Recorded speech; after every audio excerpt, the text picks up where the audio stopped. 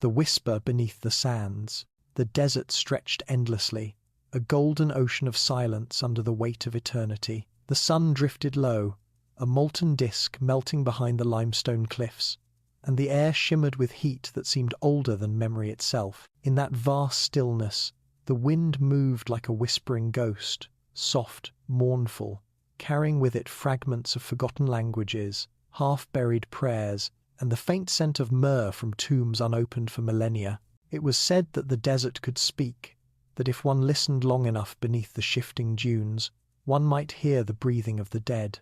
Few ever dared to listen, but for those who did, the sands sometimes answered. And so begins the story of a place not marked on any map, of a tomb that killed all who sought it, and of the whisper that first called them toward it. It began with a rumor, a quiet, drifting thing that moved between scholars, diggers, and thieves in Cairo's back streets. They called it the tomb of those who were forgotten. It had no royal name, no dynastic marker, only the hushed accounts of Bedouins who spoke of a cursed valley west of Thebes, a place where animals would not graze, and travellers vanished in storms of sudden sand. For centuries, these tales were dismissed as superstition, until one man, an English archaeologist named Dr. Alistair Pembroke, heard them told beneath the lantern light of a Cairo cafe. He was not the first foreigner to be seduced by Egypt's mysteries, nor would he be the last. But Pembroke, proud and ambitious, had a hunger that made him deaf to warnings. When he leaned in to listen to the old Bedouin's tale, the candle between them flickered, and the old man's eyes turned glassy, as if remembering something he wished he could forget. "There is a valley," the old man whispered, "where even the stars fear to look. The wind there does not blow, it breathes. You will find no scarab, no serpent, not even the shadow of a falcon. But if you stand at its heart, you may hear a sound beneath the earth, a whispering voice that asks your name. Answer it, and you are lost." Pembroke smiled politely, believing it nothing more than desert superstition. Yet when he left that night, the words clung to him like fine dust, impossible to shake off. Weeks later, he found himself tracing maps of Thebes by candlelight, running his finger across the empty spaces west of the Valley of the Kings. He noticed a narrow, unnamed ravine, half buried under centuries of sandstorms, recorded only once by a Napoleonic cartographer. The mark was faint, like a wound the map itself had tried to forget. Pembroke felt an inexplicable pull toward it. Scholars often spoke of intuition, but what he felt was deeper, an echo in his bones, as if something ancient had already chosen him. In the following months, he gathered a small team. There was Margaret Vale, a brilliant linguist whose translations had revived forgotten hymns to Osiris; Charles Denning, a photographer with a fascination for funerary architecture; and several Egyptian workers, led by Hassan, a quiet man whose family had long served on excavations. Together, they set out from Luxor by caravan, crossing into the western desert as the sky bled into twilight. The air grew heavier the farther they went, as though the world itself wished to warn them away. For nights they camped beneath the stars, listening to the desert breathe. Margaret often awoke to strange sounds, whispers carried on the wind that seemed to come from beneath the sand, not above it. She told Pembroke, who dismissed it with a laugh, yet even he began to dream of voices calling his name. One night, Denning's camera captured something inexplicable. Faint lights on the ridge, moving in patterns too deliberate to be mirages. The next morning, their camels refused to move forward. The guides murmured prayers, eyes darting toward the horizon, and one by one they left. Only Hassan remained. When Pembroke asked him why, Hassan replied, "My grandfather told me this place is where the dead are still alive, but it is better to face what is known than to be followed by what is unseen." There was no further discussion. They pressed on. When at last they reached the valley, it did not appear remarkable, just a sunken basin of pale rock, silent and still. Yet the air was unlike any they had breathed before, dry, yet cold, carrying the metallic tang of something ancient. Denning set up his camera, and as the lens clicked, the ground seemed to shudder faintly beneath their boots. Margaret brushed away loose sand near a cliff face and felt stone beneath her fingertips, carved stone. The hieroglyphs were faint, eroded by time, but unmistakably warnings. serpents biting their tails, eyes weeping blood, and beneath them a single phrase repeated 3 times, "Let the sleeper remain in silence." Pembroke's pulse quickened. His fingers trembled as he traced the hieroglyphs. The stories were true. Here was a tomb untouched by thieves, unmarked by history, a find greater than any in living memory. Yet as the light waned and shadows crept over the cliffs, Margaret felt something watching them from the darkness. She said nothing, but that night, as they camped near the entrance, the whisper came again, so faint it might have been the shifting of sand. Only this time it formed words. "Who calls me?" Hassan woke with a start. The camels were restless, stamping at the ground. The fire crackled unnaturally bright, the flames bending sideways though there was no wind. Pembroke emerged from his tent, holding his revolver, eyes scanning the valley. The whisper ceased. Yet the silence that followed was heavier, as though the desert had drawn a breath and would not exhale. In the morning, Pembroke ordered them to begin clearing the entrance. Margaret protested, warning that the texts explicitly forbade disturbance, but he silenced her. "History does not yield to superstition," he said. "The past belongs to those who uncover it." The team set to work, chiseling away stone and sand. With every strike, the sound echoed unnaturally long, reverberating as if the valley itself were hollow. Hassan worked in silence, muttering prayers beneath his breath. By dusk, a rectangular outline emerged from the cliff, a doorway sealed with ancient plaster, over which the same inscription had been carved once more. Pembroke brushed away dust from the edges and smiled faintly. "This," he said, "will make history."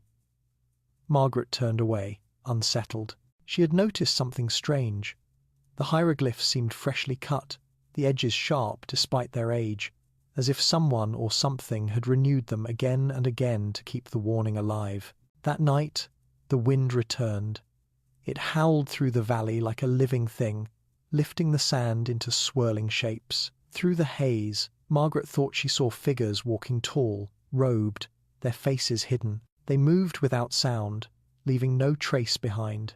When she called out, they vanished, and the storm fell silent once more. At dawn, Denning found his camera tripod toppled, the glass cracked.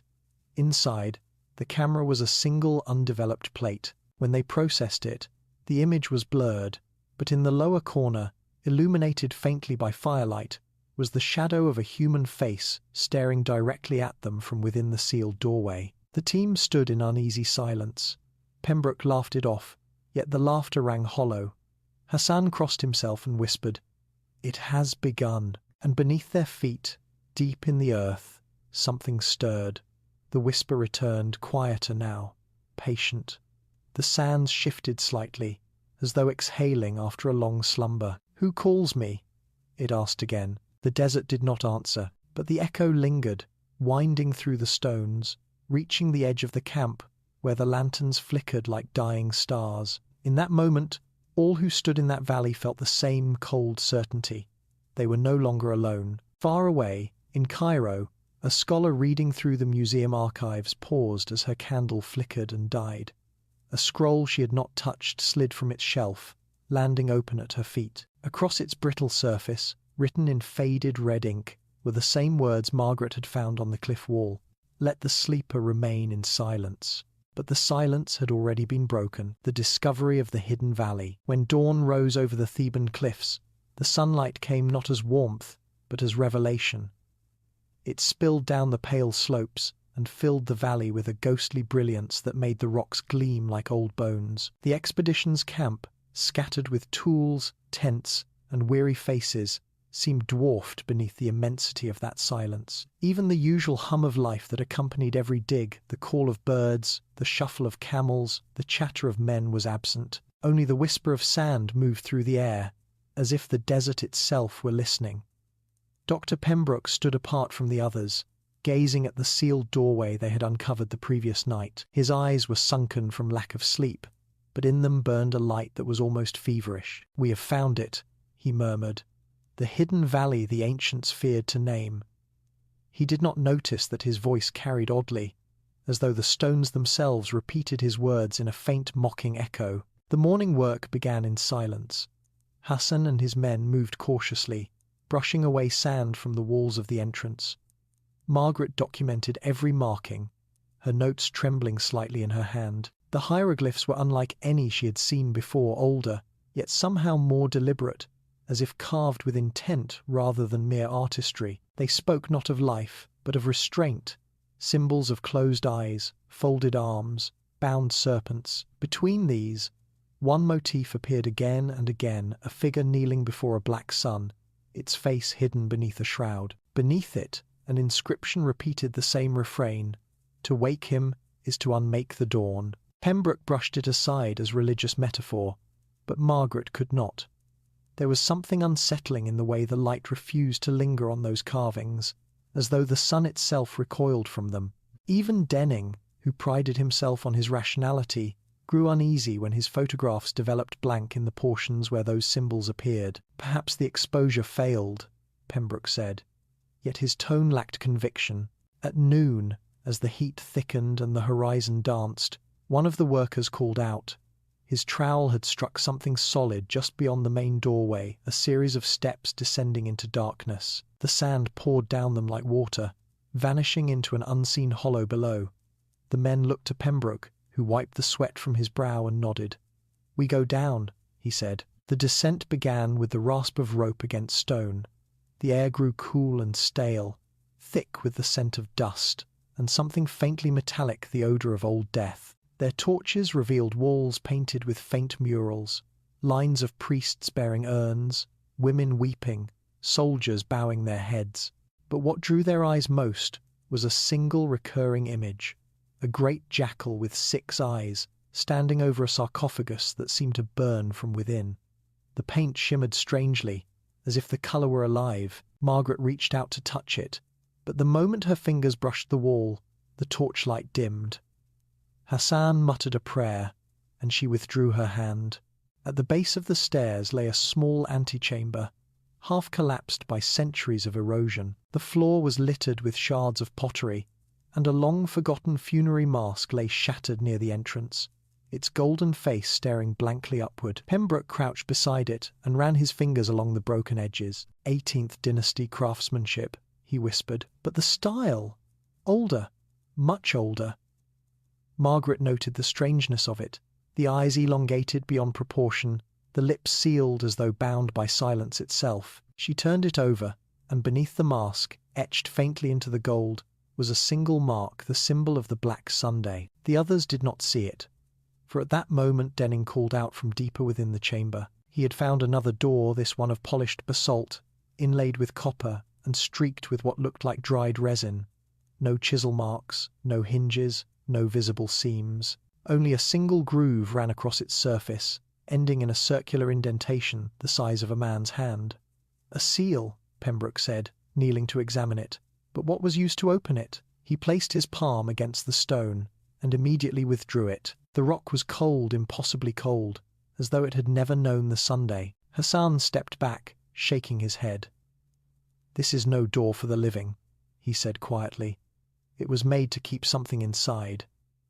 Pembroke ignored him. He instructed the team to clear the surrounding debris, his excitement overcoming all caution. Yet even he could not deny the strange feeling that grew stronger the deeper they went, a pressure, as though the air itself resisted their presence. The torches guttered, and small trickles of sand fell constantly from the ceiling, as if the desert were breathing above them. By evening, exhaustion forced them to halt. They emerged from the tomb pale and silent, blinking in the crimson light of sunset. The wind had risen, carrying with it fine grains of dust that shimmered like gold powder in the air. Margaret stood at the valley's edge, watching the horizon fade into twilight. There was beauty in it, but it was not a human beauty. It was the beauty of something vast, eternal, and indifferent. She thought of the inscription again. "To wake him is to unmake the dawn." The words felt heavier now, as though they had been meant for her personally. That night, the desert changed. The temperature fell suddenly, the fire refusing to burn steady. Denning, restless, wandered to the doorway to take another photograph. He aimed his camera toward the sealed basalt slab, adjusted the aperture, and clicked the shutter. But in the instant before the flash, he thought he saw movement, a flicker like a shadow, retreating just beyond the light. He stepped closer, listening. The silence was complete, yet beneath it was a faint rhythm, almost too soft to be sound like breathing. When the photograph developed later, the image showed the chamber clearly, but behind Denning, reflected faintly in the polished surface of the slab, was a figure that should not have been there, a man standing upright in the doorway, tall and lean, with a shroud over his face. No one in the camp matched that form. Denning showed it to Pembroke, whose face drained of colour before he composed himself. "A double exposure," he said curtly, though his voice trembled. Nothing more. Yet when he returned to his tent, he found the sand inside disturbed, as though something had moved through it during the night. Sleep came poorly to them all. Margaret dreamed of endless corridors lit by oil lamps, of shadows stretching across walls covered in blood-red hieroglyphs. She saw herself walking, holding a torch, following the sound of her own heartbeat, until she reached a sarcophagus that throbbed faintly, as if alive. When she touched it, it opened from within. The thing inside had no face, only darkness, deep and swallowing. She awoke screaming, her hands trembling. In the faint moonlight, she saw that the palm she had pressed to the tomb wall now bore a small bruise, shaped like the Black Sunday. The next morning, the desert greeted them with silence. Hassan found the camels gone, their tracks ending abruptly, as though the animals had vanished mid-stride. The air was thick with dust, yet no wind blew. Even Pembroke's enthusiasm faltered. He stood long before the basalt door, lost in thought. "We are on the edge of something," he murmured. "Something beyond history."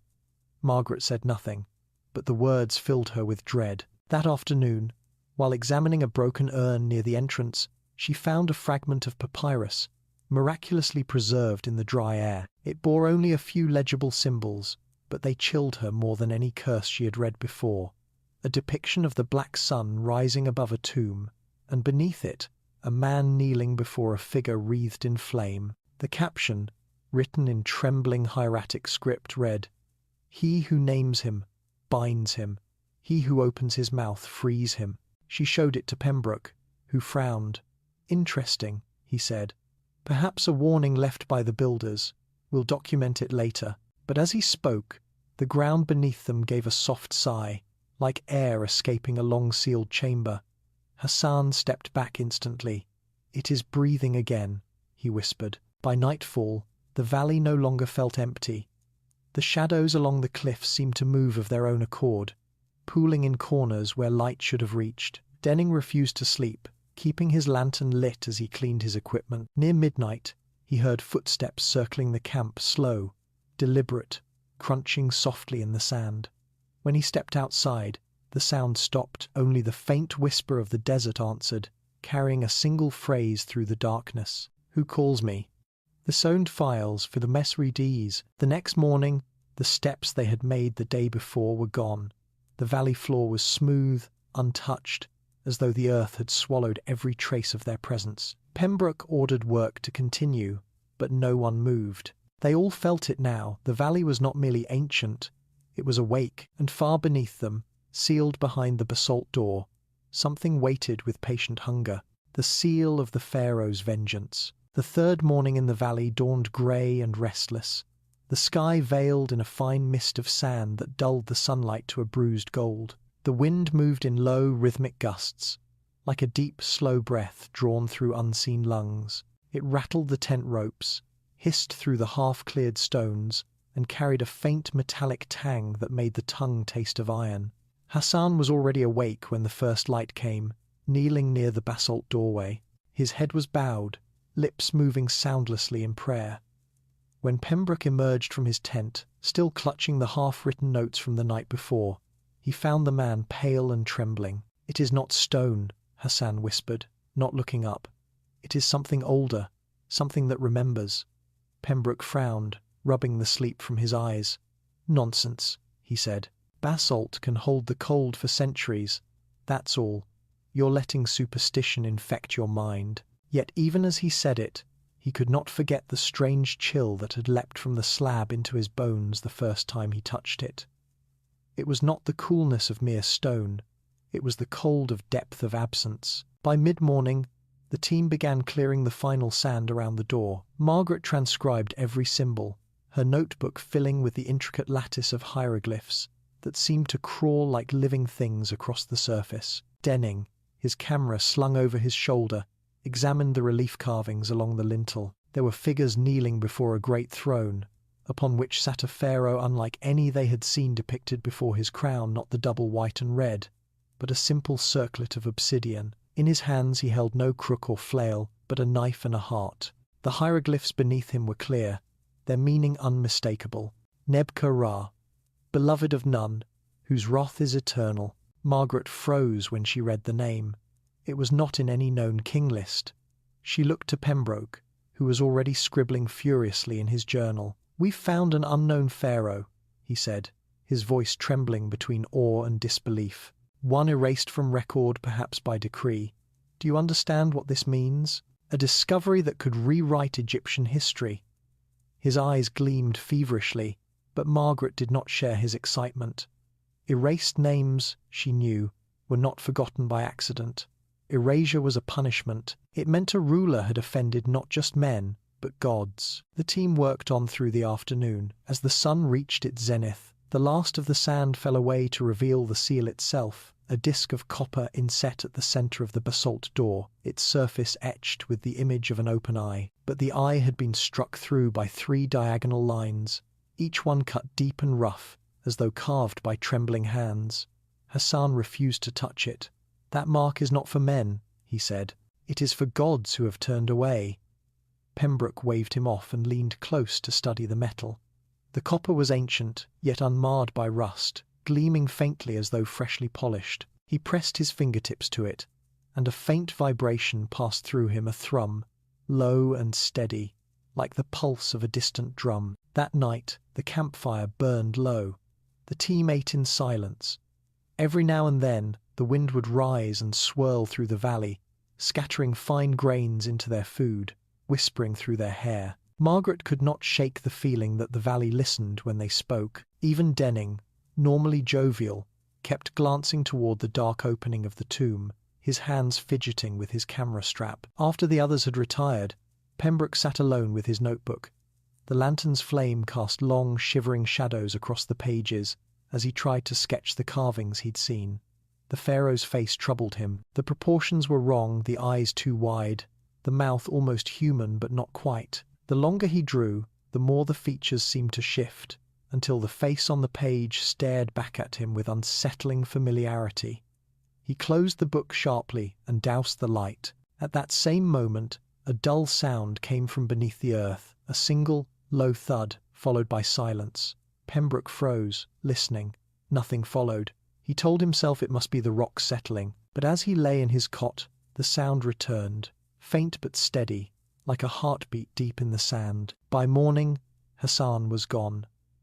His footprints led only a short distance before vanishing entirely. Pembroke ordered the others to continue working, though his voice quavered when he spoke. Denning muttered that they should leave, but Pembroke ignored him. "One more day," he said. "We break the seal and document the find. Then we can all return to Cairo as legends." Margaret said nothing. She was studying the hieroglyphs again, tracing them with shaking fingers. Some of the symbols had changed overnight. The lines seemed sharper, deeper, as though freshly carved, and beneath the pharaoh's name, new characters had appeared where before there had been none. "He who breaks the seal shall bear the vengeance of Nebka-Ra." When she showed it to Pembroke, he insisted it was her imagination. "Erosion and shadow," he said. "Your mind is tired." But she saw the way his hand trembled as he brushed at the wall, the sweat gathering at his temple. By midday, they stood once more before the copper seal. Pembroke examined it carefully. "It must rotate," he said. "There will be a locking mechanism beneath." He took a chisel and pressed it into the groove. Margaret turned away, unwilling to watch. The metal gave a low groan, then shifted slightly beneath his touch. A faint hiss escaped the seam-dry air, centuries old, exhaling like the sigh of a dying thing. The others stepped back instinctively. Pembroke's eyes gleamed. "You see? Perfectly preserved." He pressed again, and the seal turned with a sound like grinding teeth. A gust of wind rushed from the gap, extinguishing the torches. In the sudden dark, someone cried out. The copper disc fell to the floor with a metallic clang, ringing through the chamber like a bell. Then came silence. Margaret fumbled for a match. When the torch reignited, they saw the door had changed. The carvings of the pharaoh now seemed deeper, the eyes almost hollow, and in the center, where the copper seal had been, there was a dark handprint burned into the stone. 5 perfect marks, black as soot. Denning lifted his camera, but before he could take the picture, the flame flickered violently, and the torch went out again. They fled the chamber and did not speak until they reached the surface. Pembroke's face was pale, his breath ragged. "It's nothing," he said finally. "A reaction between air and resin, that's all." But Margaret saw the same mark faintly imprinted on his palm where he had touched the copper disc, 5 dark bruises, arranged like fingers. That evening, as the sun dipped behind the cliffs, the wind began to rise. The dunes shifted restlessly, their edges glowing red in the dying light. Margaret sat by the fire, staring into the flames, listening to the distant hum that seemed to echo through the valley floor. She thought of the old Bedouin's words, "There is a valley where even the stars fear to look." In her tent, Pembroke sat alone, feverish and pale. He could not stop hearing the sound from the chamber, the slow thudding heartbeat in the stone. It seemed to follow him even here, in the stillness of night. He opened his journal to continue his notes, but found new writing scrawled across the margins in a hand that was not his own. "The seal is broken, the eye is open." Outside, the wind grew stronger. The sand rose in twisting spirals, hissing against the rocks. Somewhere, deep within the earth, the tomb seemed to breathe again, and though none of them dared admit it, they all knew the same truth. Whatever slept behind that door was no longer sleeping. The first breach. The morning came sharp and colourless, as though the valley had forgotten how to make light. The sun hung above the cliffs, pale and distant, its warmth swallowed by a faint veil of dust that drifted endlessly in the air. The camp had fallen into a hush. No one laughed, no one spoke unless necessary. Even the tools, once clattering with industry, now struck the stone timidly, as though afraid to wake what lay beneath. Pembroke's face was grey with exhaustion, his eyes rimmed with the sleeplessness of one who dreams while awake. Yet his resolve only hardened. Before the others could protest, he stood before the basalt door again, his hand bandaged where the dark marks had appeared. "We finish this today," he said. "The seal is broken, the door will yield, history is waiting." Id. Margaret tried to object. Her voice trembled as she spoke, though she could not say whether it was from fear or cold. "It isn't history waiting behind that door," she whispered. "It's something else." Pembroke turned to her, his expression distant and strained. "Margaret," he said softly, almost kindly, "we are already inside history. There is no turning back." The workers were reluctant, but under Pembroke's stern command, they began to chip at the edges of the basalt. Each strike echoed deep, low, and strangely delayed, as though the sound were swallowed and returned from within. Dust clouded the air, and the smell of resin grew stronger, sticky and sweet. Denning set up his tripod a few steps back, adjusting his lens again and again, never quite satisfied. His fingers twitched with nervous energy. He felt as though the light refused to stay still long enough to be captured. By noon, a crack had formed along the seam. It ran from the top corner down to the base like a vein of black glass. The men stopped working. "It is hollow," one of them said in Arabic, voice shaking. Pembroke stepped forward and pressed his ear to the stone. He thought he heard something faint, a whisper, rhythmic and pulsing, not quite sound and not quite silence. It reminded him of the low drumming he had felt in his bones the night before. "It's air pressure," he said automatically. The chambers sealed tight, perfect preservation. But Margaret had gone pale. She too had heard it, and it was not air, it was breath. The moment the chisel struck again, the air changed. The crack widened, and a gust of wind poured out cold, metallic, and dry as death. The torches flared and guttered, their flames bending toward the door as though drawn inward. The smell was overpowering, rot, oil, and something older, indescribable. The men stumbled back, covering their faces. The sound that followed was unlike anything human, a long, low groan of stone giving way after centuries, but beneath it a sigh, almost a voice, rising from deep below. Then the door shuddered and split. A chunk of basalt fell outward, striking the floor with a dull, final thud. A wave of air burst from the gap, scattering the tools, extinguishing every light. For a heartbeat, the world went blind, and in that blackness, each of them thought they heard something whisper their own name. When the torches reignited, Pembroke was standing before the opening, breathing hard, his face smeared with dust and blood. His hands trembled violently, yet he smiled. "It's open," he said hoarsely. "By God, it's open." The passage beyond was narrow and steep, the air so thick it felt solid in the throat. Margaret hesitated at the threshold, her torchlight flickering against walls covered in soot-black carvings. The hieroglyphs were unfamiliar looping, twisted forms that seemed to move when one looked away. Between them were painted figures, bent double in agony, bound by serpents or buried beneath sand. Yet even in that chaos, one image repeated again and again, the black sun, rising over a figure whose face was erased by a smear of pitch. The men murmured prayers. One refused to go further, muttering about voices in the wind. Pembroke silenced him with a glare. "If you fear the dead," he said coldly, "then leave, but I intend to meet them." And with that, he stepped inside. The descent was slow. Each step stirred ancient dust that glittered faintly in the torchlight, like 1,000 unseen eyes watching. The air grew colder the deeper they went, the sound of their breathing loud in the narrow space. From time to time, faint trickles of sand fell from the ceiling, but there was no breeze to move them. Denning followed close behind, clutching his camera as though it were a talisman. He glanced over his shoulder often, certain he saw shadows moving where no one stood. They reached a small landing after what felt like hours. Before them, a low archway opened into a vast chamber. Pembroke raised his torch, and the light revealed a sight that stole their breath. The walls were lined with murals, vivid and untouched by time, scenes of war, sacrifice, and strange rituals conducted under starlight. At the chamber's centre stood a stone altar, and upon it a blackened urn sealed with pitch. Around the base were scattered amulets, each shaped like an open eye, and above it, carved into the wall, was a final inscription. "Here lies Nebka-Ra, he who broke the covenant of death. Disturb him not, lest the dawn forget to rise." Margaret's torch flickered violently, and she stumbled back.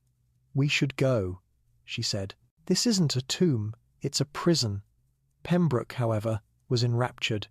He ran his hands over the altar's edge, marvelling at the precision of the stonework. "Incredible," he murmured. "No deterioration, no looting. It's as though they buried him yesterday." He turned to Denning. "Photograph everything." Denning hesitated, then lifted the camera and began to take plates. Each flash filled the room with ghostly light, illuminating faces frozen in terror along the murals. But when he developed the first plate, something strange appeared. The chamber was clear, the altar distinct, yet standing beside Pembroke, where no one had been, was a figure draped in linen, its face obscured. The shape was faint, almost transparent, but unmistakably human. He showed the image to Margaret, who recoiled. "You saw it too," he whispered. "Behind him?" She nodded. "Don't tell him," she said quickly. "He won't believe you." But it was already too late. One of the workers collapsed suddenly, clutching his chest. The torch dropped from his hand, sputtering on the stone. His eyes rolled back, his body convulsed once, and then he was still. The others gathered around, but there was nothing to be done. Blood trickled from his nose, and his skin had taken on a faint grey pallor, as though drained of warmth. Hassan's cousin, a man who had not spoken since the first day, murmured one word, "Madad," a plea for divine help. Pembroke knelt beside the body, shaken but determined. "Heart failure," he said quietly. "The air's thin down here, we'll carry him out." But as they lifted the body, the torchlight caught the man's palm, and there, burned into the flesh, was the same black handprint that had marked Pembroke's own. They left the chamber without sealing it. None of them spoke as they carried the body into the pale light of the valley. The desert was utterly still. Even the wind had stopped. When they laid him down, the silence pressed against them until it became unbearable. That night, no one slept. Denning sat awake with his photograph spread before him, staring at the faint figure in the background. The longer he looked, the more details emerged. The outline of a crown, the faint gleam of something like teeth behind the shroud. Margaret sat by the fire, whispering prayers in languages she had not spoken since childhood. Pembroke wrote feverishly in his journal, his hand shaking as he tried to record every detail. His entry ended abruptly with a single line, written so hard it tore the page. The tomb breathes, the air is alive. At midnight, the wind returned slow at first, then rising into a shriek that tore through the tents. Sand lashed the camp like claws. Denning stumbled outside to secure his equipment, but as he looked toward the tomb, he saw faint light glimmering deep within the passage. It pulsed, steady and rhythmic, like a heartbeat. When he told Pembroke, the man only smiled faintly, eyes glassy. "Then he's waiting," he said, "and we have already been called." Far below, beyond the cracked basalt door and the altar of Neb-Ka-Ra, something exhaled again, slow, deliberate, awake, and for the first time in 4,000 years, the darkness within the tomb moved. The keeper's warning. The next day dawned under a sky the color of bone. The sandstorms of the night had passed, leaving the valley scoured clean, as though the earth itself had been swept bare of memory. The sun rose, but its light seemed hollow, a cold radiance that cast no warmth on the skin. Around the camp, the air hung thick and still. Even the smell of burning oil from the lamps seemed subdued, as if sound and scent had been swallowed by the stones. The men moved with caution, their eyes darting often to the dark cleft in the cliff that marked the tomb's entrance. No one spoke above a whisper, and even Pembroke, once so commanding, now kept his voice low, as though afraid to disturb something listening unseen. The dead man's body lay wrapped in linen outside the camp. It was too hot to bury him, and too dangerous to carry him away through the desert, so they covered him with a canvas sheet weighted by stones. Margaret tried to pray over him, but her throat closed when she looked at the marks on his hands, the same black imprint, faint yet unmistakable, that now also stained Pembroke's palm. She turned away quickly, swallowing a sob. That afternoon, a figure appeared on the ridge above the valley, a solitary rider, cloaked and hooded, mounted on a camel that seemed more bones than flesh. The animal moved slowly, its gait unhurried, as if following a path it had walked 1,000 times. The rider descended without hesitation, his robes whipping faintly in the dry wind. When he reached the camp, the workers fell silent and stepped back, crossing themselves and muttering prayers under their breath. Pembroke approached, cautious but curious. "You're far from any village," he said. "Are you lost?" The man lowered his hood. His face was deeply lined, the color of sun-baked earth, his eyes pale and sharp as obsidian. "No one is lost in this valley," he said in heavily accented English. "It is the valley that finds you." He dismounted slowly, his gaze moving to the mouth of the tomb. His expression did not change, but Margaret felt the air tighten around them, as if his very presence disturbed the stillness that had claimed the place. "I am Yusuf al-Khali," he said. "My father was the keeper of this ground, his father before him, and so on since the time of the Ottomans. You have broken the seal." Pembroke stiffened. "If you're here to threaten us," he began, but the man raised a hand. "Not to threaten," Yusuf said, "to warn. You have opened what should never have been touched. Do you not know whose house this is?" Margaret stepped forward. "Neb-Ka-Ra," she said quietly. "The name on the walls." Yusuf's eyes flicked to her. "Then you know he was erased," he said. "Not forgotten, erased. There is a difference." He moved closer to the tomb's entrance, his gaze lingering on the cracked basalt door. "My people have kept this valley closed for centuries. When the last attempt was made to find it, during the days of Muhammad Ali, every man who entered died within the year. Their names were whispered in the wind until their bones turned to dust." Pembroke tried to maintain his composure. "Legends," he said dismissively. "Old tales meant to frighten children." Yusuf looked at him long and hard. "Legends," he said softly, "are the memories of the desert. The sand does not lie. The archaeologist forced a smile, though his hands trembled faintly. If there is truth in them, he said, then tell me, who was Neb-Ka-Ra? The old man's eyes narrowed, the pupils almost disappearing in the glare. He was the pharaoh who defied both gods and death, Yusuf said. He sought to make himself eternal not by prayer, but by theft. He stole from Osiris the secret of rebirth, from Thoth the word that commands silence, and from Anubis the heart of judgment.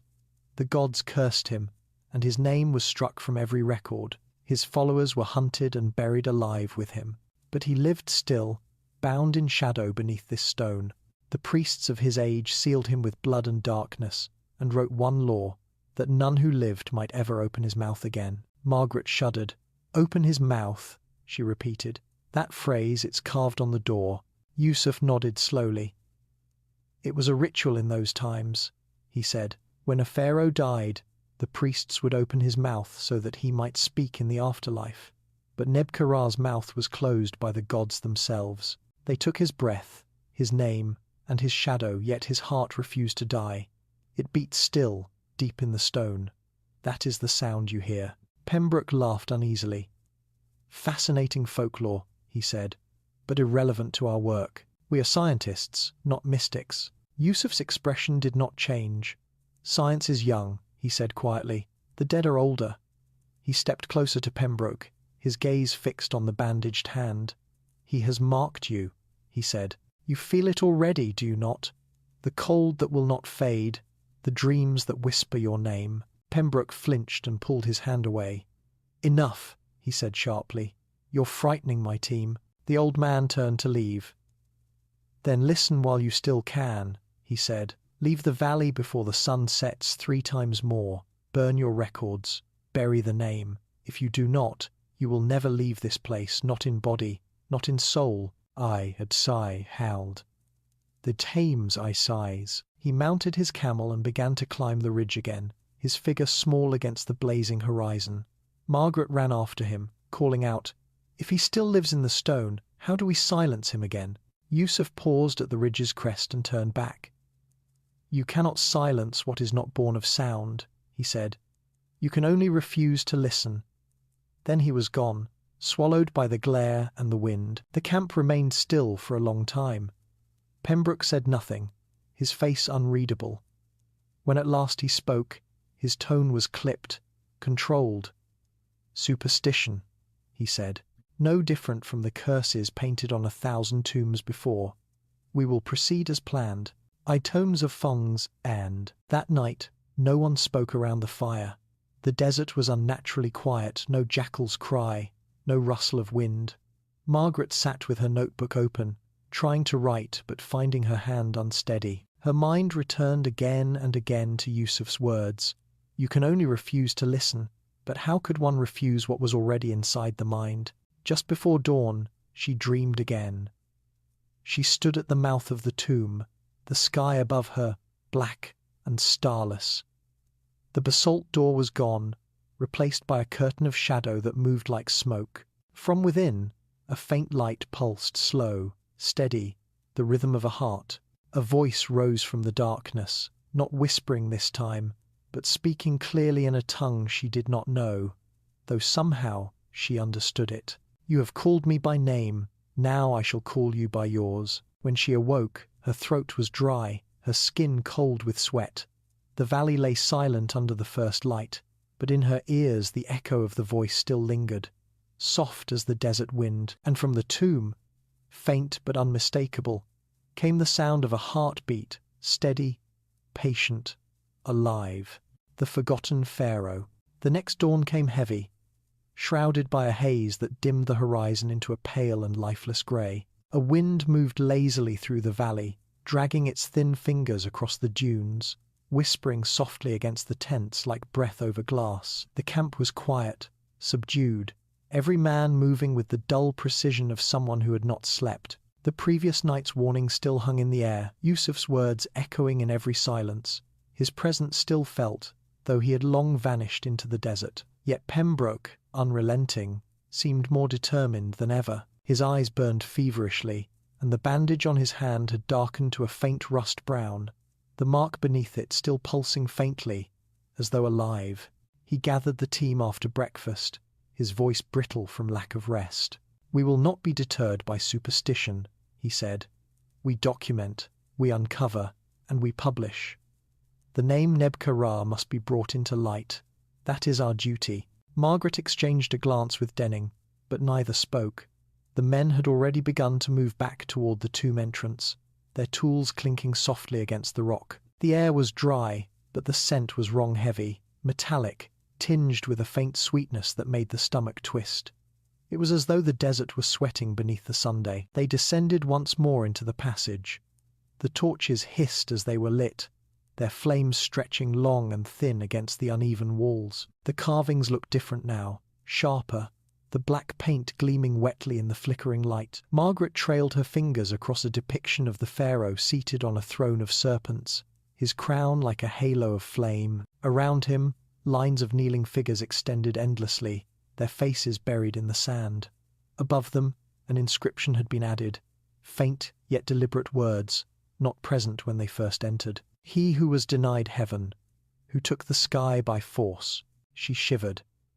"He was not just forgotten," she murmured. "He was forbidden." Pembroke overheard but ignored her. He knelt before the central wall of the chamber, where the mural of Nebka-Ra towered over them, a god rendered in black and gold. His eyes, once just paint, now gleamed with a strange luster, as though coated with something that caught the torchlight from within. Around his head, rays of darkness spread outward, swallowing the stars above him. "This is unlike any known depiction," Pembroke said, his voice almost reverent. "No pharaoh is ever shown without divine sanction, yet he sits enthroned even in exile. The black sun, it must symbolize his dominion over death. He conquered the Duat itself." Denning frowned. "You mean he overthrew the gods?" "Perhaps he tried," Pembroke said, "or believed he did. There are whispers of such kings in certain fragments, rulers who defied Ma'at, who sought to make themselves gods by artifice rather than judgment. Their names were erased, but this one, he left something behind." Margaret stepped closer. "There's a story in the coffin texts," she said slowly, "about a king who murdered the priests of Anubis to steal their words of rebirth. The gods took his name from the air, so no one could speak it. But he bound his soul, to the very stone of his tomb, to keep his memory breathing. They called him He Who Endures Without Heart." Pembroke looked at her sharply. "And you think that was Nebka-Ra?" She nodded. "If he bound himself here, the tomb isn't his resting place, it's his body." For a moment, silence hung heavy in the chamber. Even the torches seemed to dim, their flames swaying toward the mural, as if drawn by some unseen breath. Then Pembroke laughed softly, the sound brittle and forced. "You let the poetry of myth overtake you, Margaret.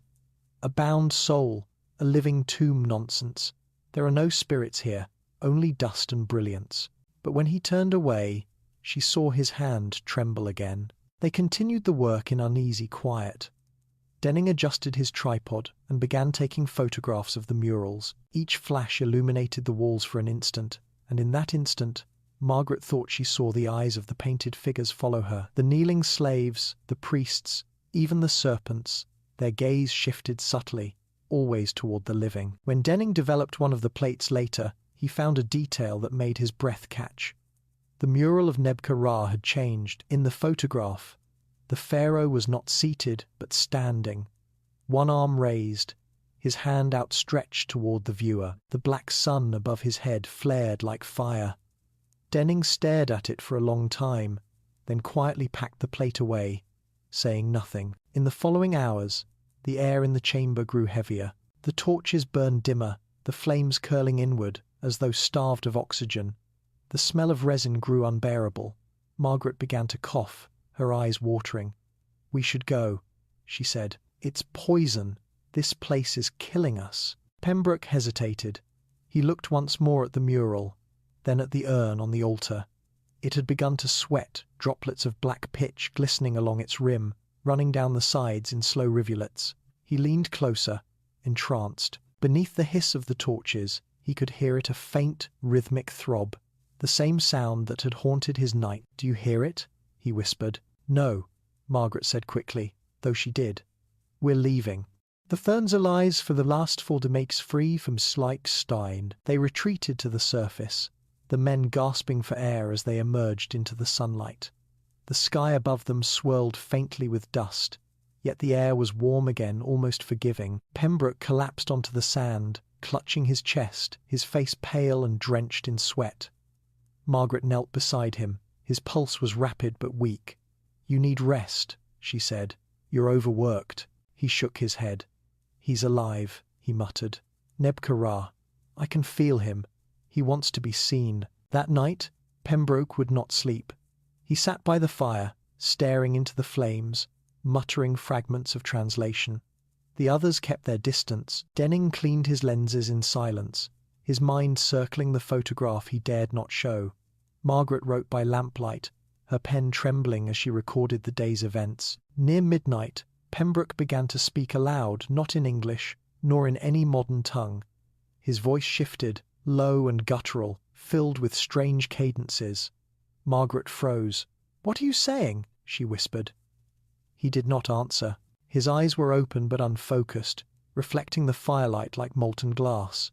Then, with sudden clarity, he looked at her and said in perfect Egyptian, "The god has no need of priests. He speaks for himself." The words cut through her like a knife. "What god?" she asked, but Pembroke only smiled faintly and whispered, "He is awake." The next morning, when Margaret entered his tent, she found him asleep at last. The journal open beside him. Across the last page, written in neat, deliberate strokes, was a single line repeated over and over. "Nebka-Ra endures. Nebka-Ra endures. Nebka-Ra endures." And, at the bottom of the page, drawn in ink darker than any she had used, was the symbol of the black sun, perfect, circular, and still wet. Outside, the desert wind had begun to rise again, low and rhythmic, almost like a heartbeat. The dunes shifted softly in the distance, their edges dissolving into golden mist. Somewhere deep beneath their feet, the breath of the forgotten pharaoh stirred once more, patient, deliberate, endless. The tomb was not waiting to be discovered anymore. It was remembering, the chamber of shadows. By the seventh day in the valley, the air itself seemed diseased. The wind had died, leaving behind a suffocating stillness, heavy as wet cloth. Not even the flies dared to hum. The desert's usual shimmer of heat was gone, replaced by a pallid stillness that made every sound, the clink of metal, the scuff of boots, the rasp of breath, seem unnatural, magnified. The cliffs around them loomed taller, their faces darkened as though shadowed by clouds that did not exist. The men no longer spoke of the tomb with excitement. They moved in grim silence, avoiding the entrance unless ordered to approach. But Dr. Pembroke had abandoned caution entirely. Whatever restraint had once tempered his scholarly ambition had given way to obsession. He would sit for hours at the mouth of the tomb, his hand resting against the black stone, listening and sometimes whispering back. Margaret watched him from a distance. The mark on his hand had spread. What had once been a bruise was now a dark bloom reaching toward his wrist, its edges faintly raised as though the skin itself had hardened. When she asked him to let her examine it, he smiled vaguely and said, "It's nothing. The desert brands us all in its own way." Then, almost playfully, he added, "He's speaking more clearly now." "He?" Margaret repeated. "His Majesty," Pembroke murmured, eyes unfocused. "Nebka-Ra. He was betrayed, you know. They feared his knowledge, the priests. They sealed him away, but he was never meant to die. He found a way to preserve himself, not through mummification, through memory. The stone remembers what flesh forgets." She felt her stomach turn. "You mean his Ka, his soul?" Pembroke's lips twitched. "No. Something older. Something before even the gods learned to die." He turned away then, descending into the tomb once more, leaving Margaret staring after him. Denning, standing nearby, muttered, "He's gone mad." She wanted to agree, but part of her feared something worse, that Pembroke was not merely losing his mind, but being hollowed out, piece by piece, by something speaking through him. The descent into the chamber that day felt different. The air grew colder with every step, not the chill of stone, but the damp breath of something alive. The torches burned lower, their light absorbed by the walls, which seemed to pulse faintly beneath the surface. Margaret noticed it first, a rhythm in the dark, like veins beneath translucent skin. "Do you see it?" she whispered. Denning nodded, his jaw tight.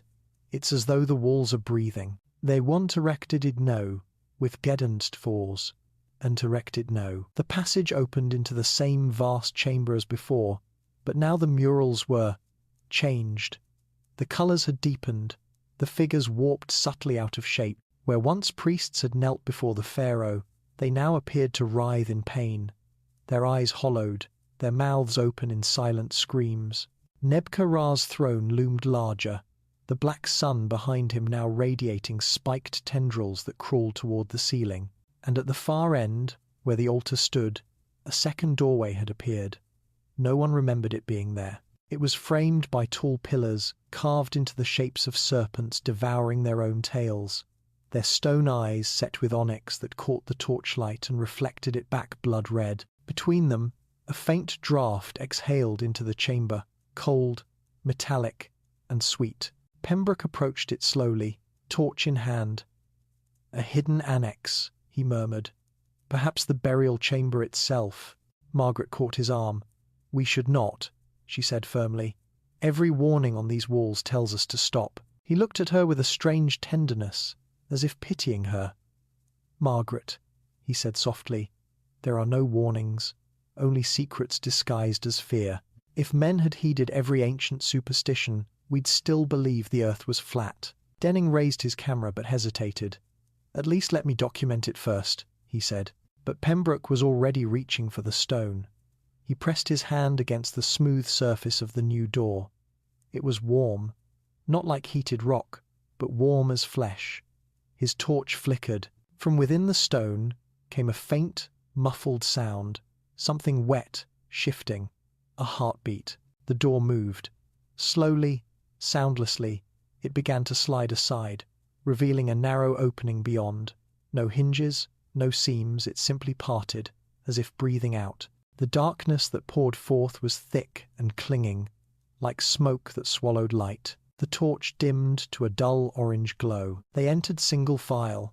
The corridor beyond was narrower still, lined with carvings that made no sense to the eye, twisting lines and shapes that seemed to rearrange themselves when not directly looked at. Denning muttered that it felt like being inside a living creature's throat.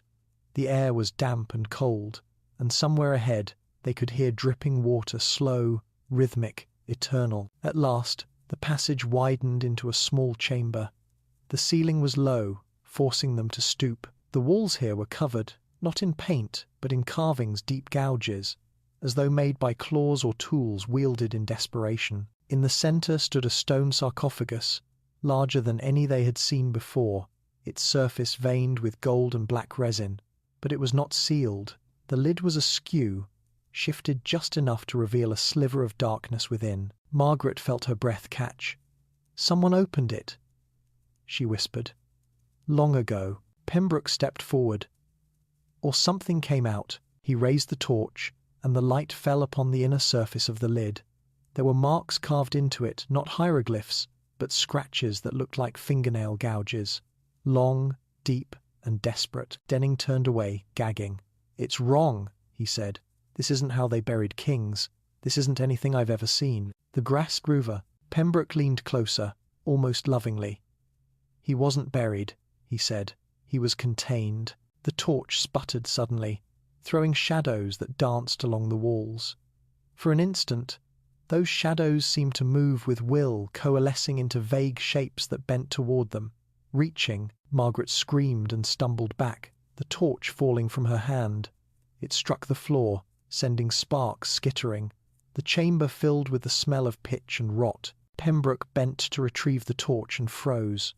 Beneath the lid, the darkness shifted. Slowly, deliberately, something moved within. It was not a sound, but a sensation pressure against the air, like a breath drawn in after endless silence.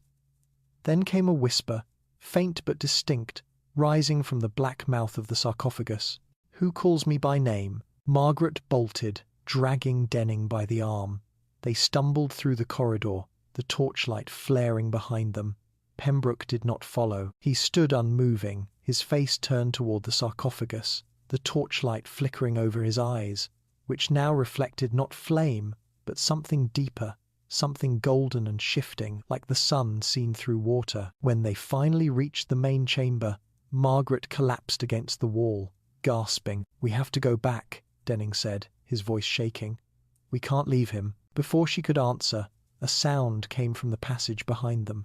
Slow footsteps, measured, deliberate. The torch she had dropped earlier flickered in the doorway, its flame guttering. Pembroke emerged from the shadows. His face was pale, his expression calm. "It's all right," he said softly. "He's not angry." Margaret's throat went dry. "Who?" "The Pharaoh," Pembroke whispered. "He understands. He wants us to finish what his priests could not." Denning took a step back. "What did you see?" Pembroke smiled faintly. "Not see," he said. "Remember." Eyes, eye. The mark on his hand had spread to his forearm, a black lattice crawling up toward his shoulder. Beneath the skin, faint pulses of gold light flickered, as though veins carried liquid fire. He reached out to them. "Come," he said. "He has something to show us." Neither of them moved. That night, Pembroke did not return to camp. Margaret sat awake until dawn, staring toward the tomb. A faint glow pulsed from within the passage, slow, rhythmic, like breathing. Denning tried to photograph it, but each exposure came out blank. At sunrise, the light vanished. The valley was silent once more, but when Margaret looked toward the cliffs, she could swear she saw a new shadow etched into the stone, tall, robed, and crowned with the black Sunday. The chamber of shadows had been opened, and what had been trapped within no longer slept. The first death, the dawn that followed, felt unreal. The horizon bled pale gold, but no warmth came from it, and the light touched nothing kindly. The valley lay under a stillness that seemed to throb in time, with the slow, subterranean heartbeat none of them dared mention aloud. Margaret awoke with her mouth full of grit and the taste of iron on her tongue. Denning sat motionless near the extinguished fire, camera on his knees, his face drawn and grey. Neither had slept. Both had been listening to the same low pulse from beneath the earth, the sound that grew stronger whenever the wind died. It was not imagination. It was the tomb breathing. There was still no sign of Pembroke. They waited until the sun climbed high, but the tomb's entrance remained black and silent. One of the Egyptian workers, a young man named Idris, refused to go near it. He whispered that he had seen a figure standing at the mouth of the tunnel before dawn, tall, thin, wrapped in shadow. When Margaret asked if it was Pembroke, he shook his head violently. "The English doctor does not move like that," he said. That one moved as if the sand were obeying him. Then he gathered his belongings and left, walking alone into the desert. By noon, Margaret could stand the waiting no longer. Against Denning's protests, she entered the tomb again, a lantern in her hand and her revolver in her satchel, a precaution that felt absurdly small in such a place. The air inside was heavy, thick with resin, and the faint scent of decay. She called Pembroke's name, her voice swallowed by the echoing dark. There was no answer. The light from her lantern stretched ahead of her, trembling along the walls. The murals had changed again, she was sure of it. The figures now looked directly at her, their eyes filled with something almost human. Pity, perhaps, or warning. She reached the main chamber and froze. Pembroke's journal lay open on the floor beside the altar. The pages fluttered as though in a breeze, though the air was still. The urn that once rested at the altar's center was gone. In its place lay something blackened and cracked, a residue like dried blood, seared into the stone. She turned a page of the journal. His handwriting had grown erratic, jagged, each entry shorter than the last. "He speaks to me in the dark, not words memory. He shows me what was. The priests betrayed him. They tore out his heart and sealed it apart, so that he could never rise whole. He wants it back." Margaret felt her pulse quicken. She looked around the chamber, every nerve straining for sound. From the passage behind her came a faint shuffle, a slow, dragging step, followed by another. "Pembroke?" she called. A figure emerged into the light. It was him, but changed. His face was smeared with soot, his eyes sunken, the pupils reduced to thin slits of gold. The black stain had spread up his neck, branching like ink in water. When he spoke, his voice came from somewhere deeper than his throat, layered with something that was not human. "He showed me," he said softly, "all that was taken, the heart, the light, the voice." Margaret stumbled back. "You need help," she said. "You're not well." Pembroke smiled faintly. "No one is well when they remember what they are made of." He raised his hand. The veins beneath the skin glowed faintly, pulsing with each beat of that unseen heart beneath the tomb. "You can hear it, can't you? It's not under us. It's around us." She ran. The lantern shook in her hand, throwing frantic shadows on the walls. Pembroke's voice followed her, calm and distant. "You can't leave. Not yet. He isn't finished showing us." She burst into the open air, gasping. Denning caught her by the arm. "Where is he?" he demanded. "Did you find him?" She couldn't speak. She only pointed toward the tomb. By late afternoon, Pembroke had still not emerged. Denning wanted to seal the entrance, but the men refused to go near it. They sat in a circle, muttering prayers, their eyes darting toward the cliffs. Margaret wandered a short distance from camp and climbed a ridge to clear her head. The sky above was white and merciless. From up there, the valley looked wrong, its floor sunken in the middle, as though something beneath had shifted, breathing deeper. When she returned, the camp was chaos. Denning was shouting, his face twisted in horror. One of the workers lay sprawled beside the fire, his body rigid, eyes open. Margaret knelt beside him. His skin was pale, lips blackened, the veins along his neck swollen dark. She pressed her ear to his chest. Nothing. His pulse was gone. Denning whispered. "He just fell." He was talking one moment, then he screamed, said something was crawling inside him, and then he stopped. Margaret looked at the man's hands. There it was again. The black mark, faint but clear, pressed into the flesh like a brand. The others began to panic. One insisted they burn the body immediately. Another said they should flee before sunset. Denning argued, shouting that they'd die crossing the desert without supplies. The sun dipped lower as they argued, painting the cliffs in blood-red light. Then came the smell. It was faint at first, a sickly sweetness, like rotting flowers. It grew stronger until it clung to the air, heavy and choking. The sand near the dead man began to darken, a wet stain spreading outward beneath his body. Margaret stepped back as the fabric of his shirt twitched. The others gasped. The body convulsed once, twice, then lay still again. "Get away from it!" she cried. The sand beneath him shifted, bubbling faintly. Denning grabbed her arm, pulling her back. The men fled toward the tents. The canvas rippled in the rising wind, and from the tomb's mouth came a low hum, deep and resonant. As the sun set, the valley came alive with whispers. They moved through the dunes like breath, thousands of voices murmuring at once, too faint to understand yet too many to ignore. Margaret clutched her head, feeling them in her bones. The torches flickered violently, then went out. Darkness fell. Denning lit a match, his hands shaking. "We can't stay here," he said. "We can't leave," she whispered. "Not until we know what he's done." Before she could finish, a sound rose from the tomb, not a whisper this time, but a scream, long, echoing, layered with the tones of many voices. The tents shuddered, the sand rippled underfoot, and from somewhere deep below came a thud, like a great heartbeat slamming against stone. And then, silence. When morning came, Pembroke's tent was empty. His clothes were folded neatly on his cot, his journal gone. But on the canvas wall, written in soot and blood, were 5 words in perfect hieroglyphic form. "The heart is almost found." Margaret stared at them until her vision blurred. Denning stood beside her, whispering, "We should have left when he told us to." She turned slowly to face him. "He's not dead," she said hollowly. "He's becoming." The 7-time Enough, Enophide, and Ophida, Enophida, and though the desert sun burned high above them, the air remained cold as though the shadow of the tomb had spread beyond its walls, reaching for them all.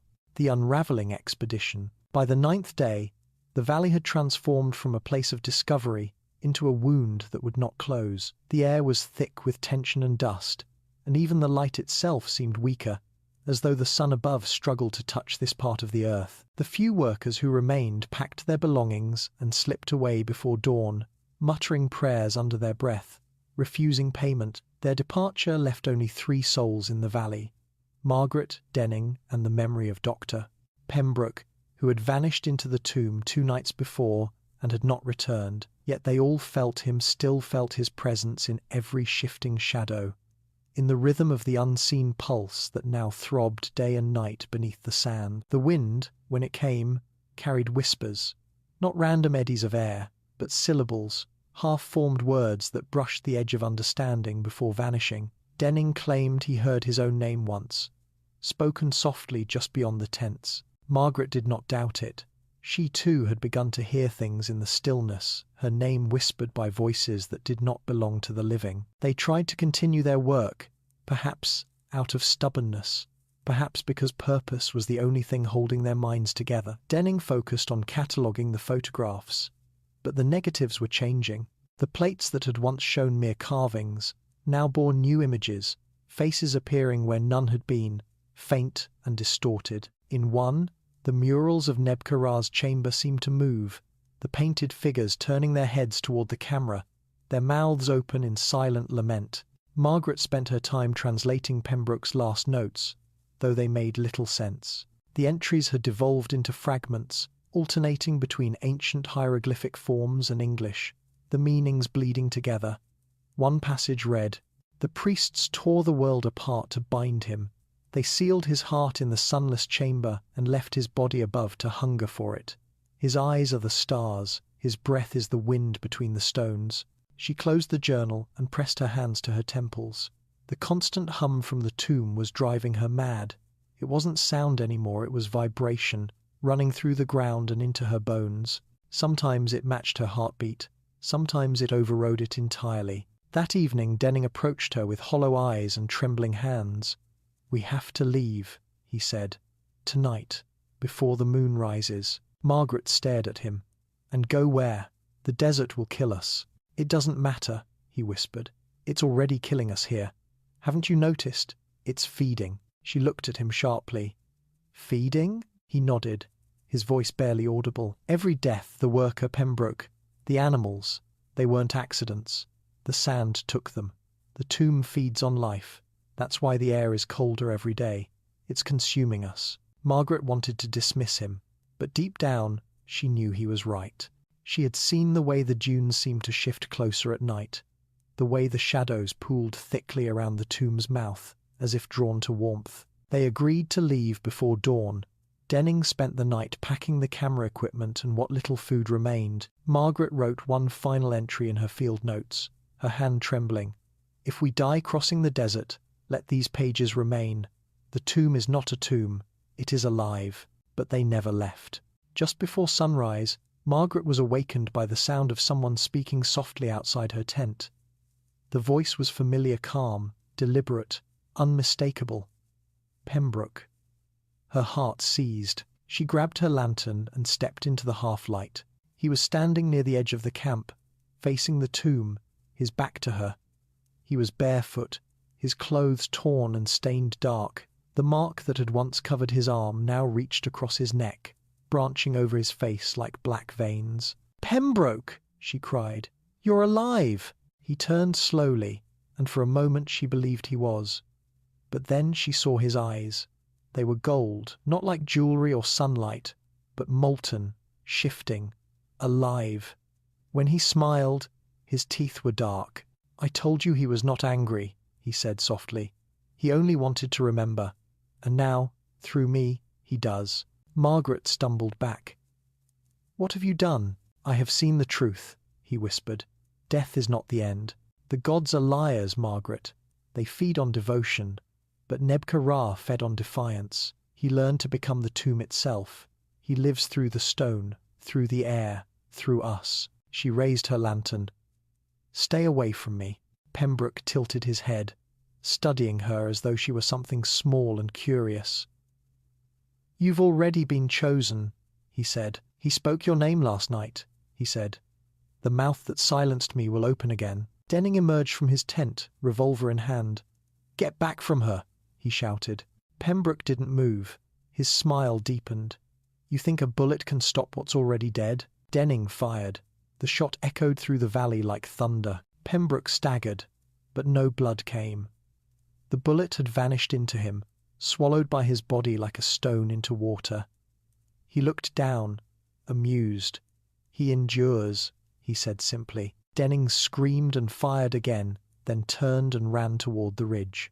Margaret followed, stumbling through the sand. Behind them came a sound, not footsteps, not pursuit, but the deep grinding of stone shifting against stone, as if the tomb itself were moving. They reached the ridge and turned.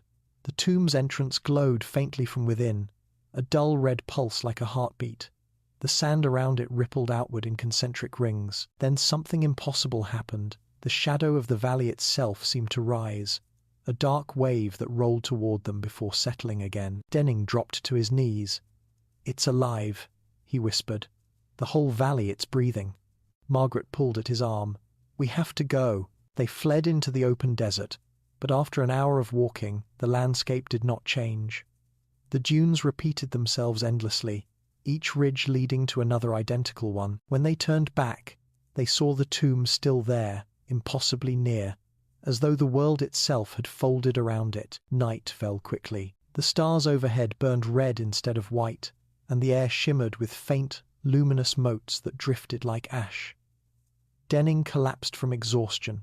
Margaret dragged him under a rocky ledge for shelter. The sand whispered around them, and faint voices began to emerge from it, hundreds, perhaps thousands, murmuring in a single language that pressed against the skull. She covered her ears, but the words entered her anyway. The heart returns, the mouth opens, the dawn forgets. Sometime before dawn, she must have slept, because she awoke to silence. The wind had stopped, and Denning was gone. Only his footprints remained, leading toward the tomb, where a faint light still pulsed like the beat of a living heart. Margaret began to cry. She knew what that meant. One by one, the living were being drawn back, pulled into the memory of the pharaoh who refused to die. As the first light touched the horizon, she saw something new, etched into the sand near her feet, carved by invisible hands, was the black sun symbol, perfectly round, its rays radiating outward like veins, and below it, in English, were 5 words written in the sand itself. "The heart will be whole." When she looked up, the valley was gone. All that remained was the endless desert and the whispering wind. But beneath her boots, the sand pulsed softly, as though listening for the next breath. The hieroglyph of blood. The desert had swallowed time itself. Margaret no longer knew whether the light that burned above her was the sun or some dim imitation cast by the tomb. Days and nights had blended into a feverish haze, marked only by the rhythm of that subterranean heartbeat that thudded endlessly beneath her feet. The valley no longer seemed like part of Egypt, or even of the earth. It had become an island cut loose from the living world, adrift in its own eternity. Her lips were cracked, her water nearly gone, but she felt no thirst. Something else had taken its place, an ache, deep and old, that seemed to pulse in her blood like a second heart. She had spent hours, or perhaps days, wandering the dunes in search of Denning, calling his name until her voice broke. At last, she found his footprints half buried in the sand, leading back toward the tomb's black mouth. She followed them, trembling, the air around her thick and humming.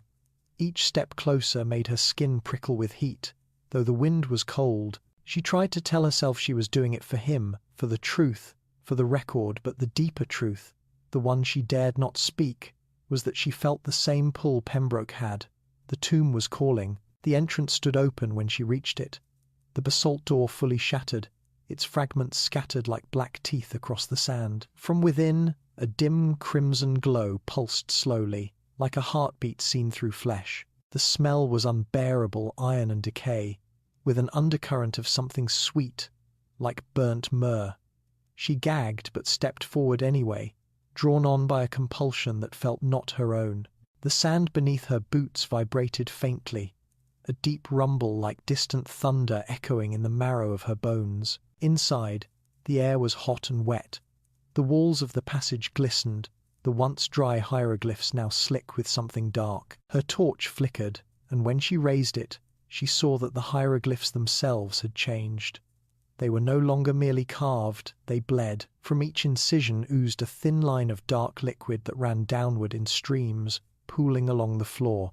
The paint that had once been black was now a deep crimson that shimmered faintly when she looked too long. At the entrance to the main chamber, she found Denning's camera smashed against the wall. His coat lay beside it, shredded and stiff with dried blood. She picked it up with trembling hands and saw, scrawled across the lining in something black and sticky, a single hieroglyph, one she recognized instantly, an eye pierced by a blade. Beneath it, hastily scratched in English, were 3 words: "He wants the heart." Her pulse raced. She turned toward the altar, and there, illuminated by her failing torch, lay Denning. His body was splayed across the stone, arms outstretched, eyes wide open but empty. His chest was torn open, ribs bent outward like petals of some grotesque flower. Where his heart should have been was a hollow cavity, still wet, still pulsing faintly as though something invisible beat there. Margaret screamed and stumbled back, her torch clattering to the floor. It landed beside a new mural that had not been there before, one that filled the wall behind the altar. It depicted a figure kneeling before Nebka-Ra, whose form towered impossibly large. The pharaoh's eyes burned like twin suns, and in his hand he held a human heart, dripping blood onto the black sun beneath his feet. Around them, a circle of priests knelt in supplication, their faces obscured by shadow. Beneath the scene, the hieroglyphs read, "Through blood the seal is broken. Through the heart the god is made whole." The room shuddered. Dust fell from the ceiling. The murals themselves seemed to shift as though the figures were moving within them. The altar glowed faintly, veins of red light spreading through the stone, pulsing in rhythm with the heartbeat below. Margaret staggered back toward the doorway, clutching at her chest. She could feel it now, not the heartbeat of the tomb, but something inside her, matching it perfectly. "Stop," she whispered to the darkness. "Stop, please." But the whisper came again, calm and clear, in the voice of Pembroke or perhaps Nebka-Ra speaking through him. The heart was divided, the body kept above, the spirit buried below. The priests thought they could silence me, but the blood of those who come will open the mouth again. The glow brightened. Margaret raised her eyes to the altar. Denning's body began to twitch, the hands curling inward, the head turning slightly toward her. The open cavity in his chest filled with light red, then gold. A sound rose from it, low and guttural, the echo of a voice forming itself from air. "Who brings the heart to the Father of Dawn?" Margaret screamed and stumbled backward, colliding with the wall. Her hand pressed against one of the bleeding hieroglyphs, and pain lanced through her palm. She drew it back to find her skin split open, blood mixing with the dark liquid that ran down the stones. The hieroglyph beneath her touch flared red, and a new symbol appeared beside it, one she recognized from ancient funerary texts.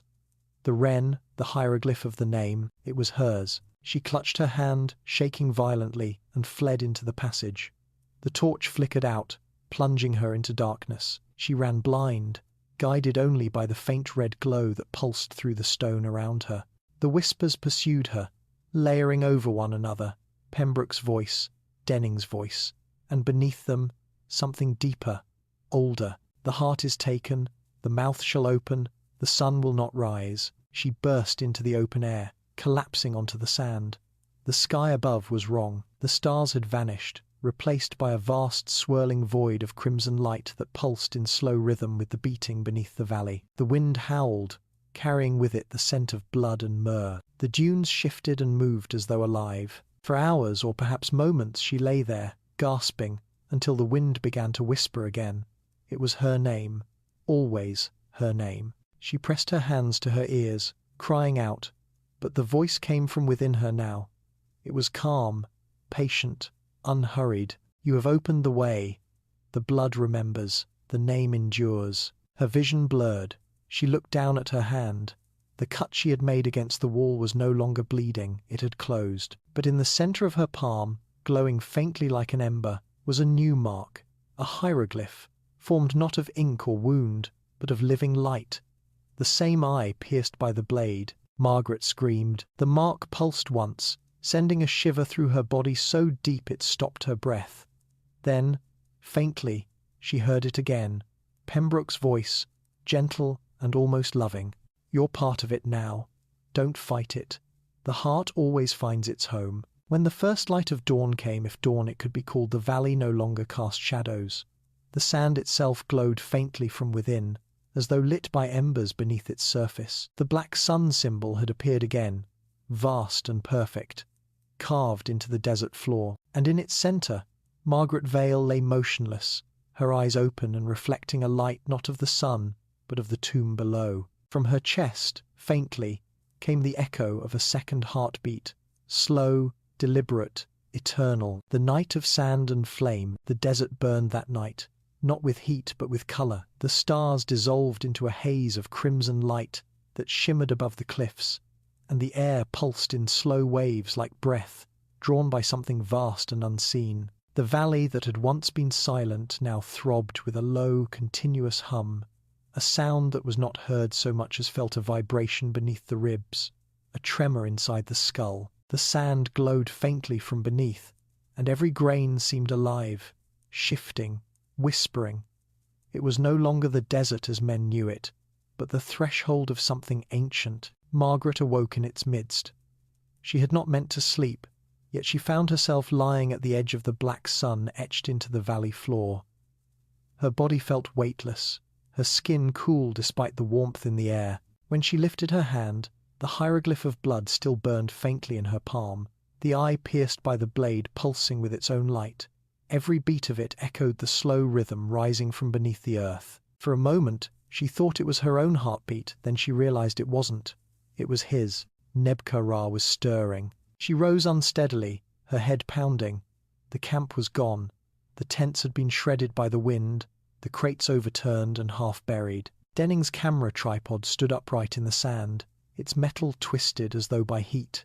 Near it lay what was left of one of the workers, who had fled days earlier, little more than a skeleton, the bones stained black. Yet there was no sign of fire, no smell of decay.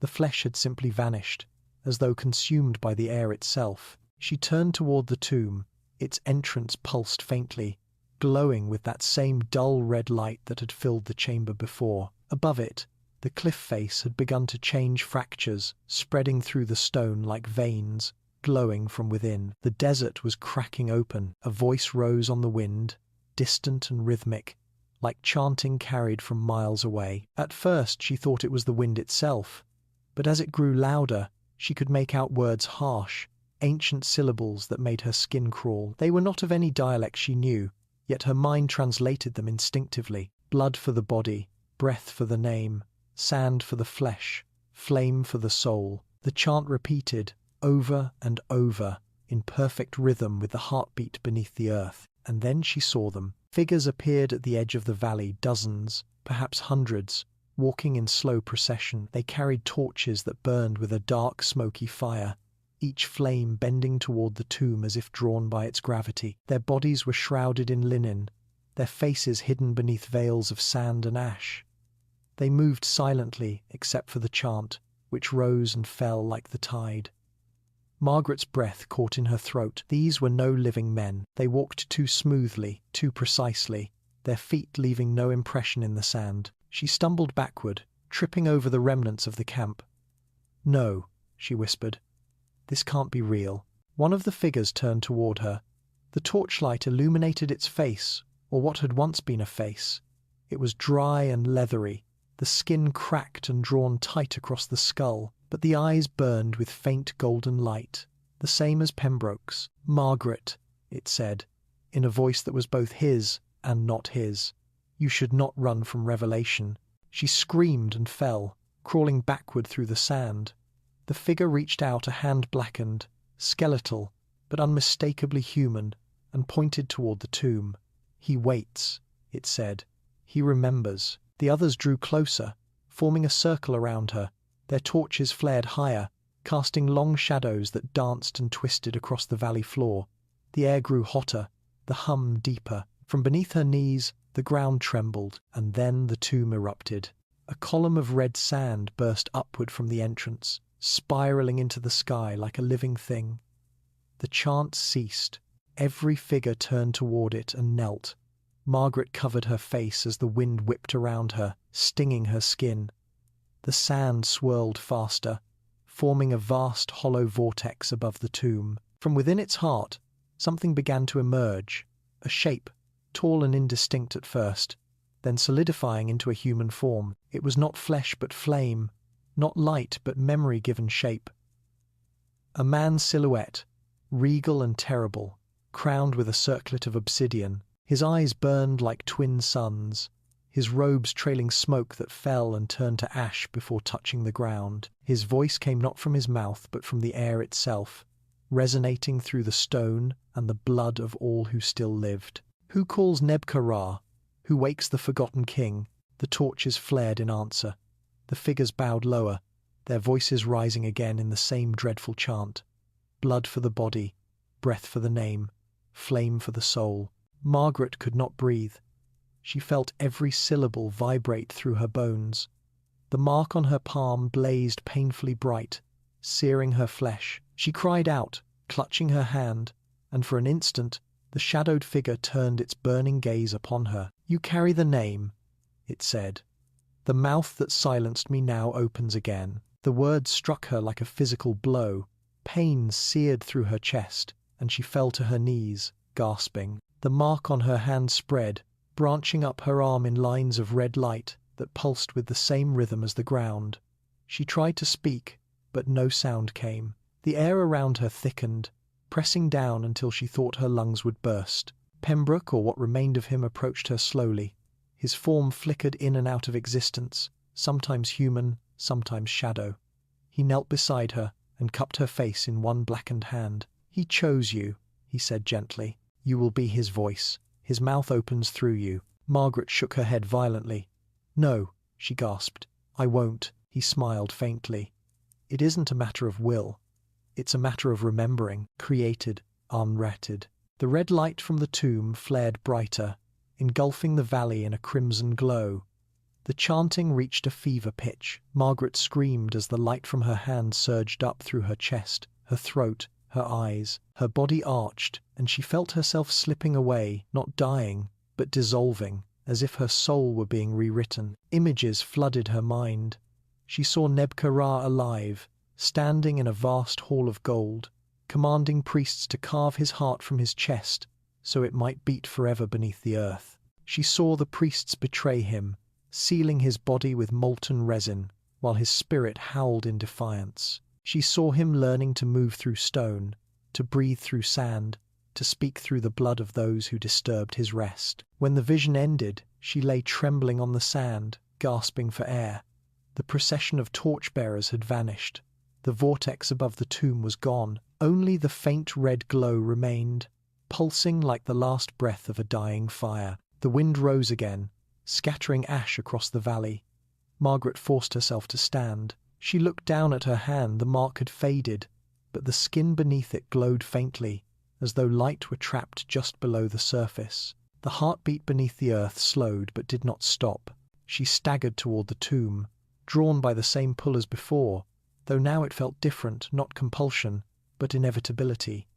The entrance still pulsed faintly, its light dimming with each beat. "Not yet," she whispered, her voice raw. "You can't have me yet." The wind laughed softly in response, carrying a single whisper that wrapped itself around her like smoke. "You open the mouth. You are already mine." And as she turned away, she saw for the first time what the sand truly was. It was not sand at all, but dust, bone dust, fine and pale, glowing faintly beneath the crimson sky. The valley was no longer a place of discovery.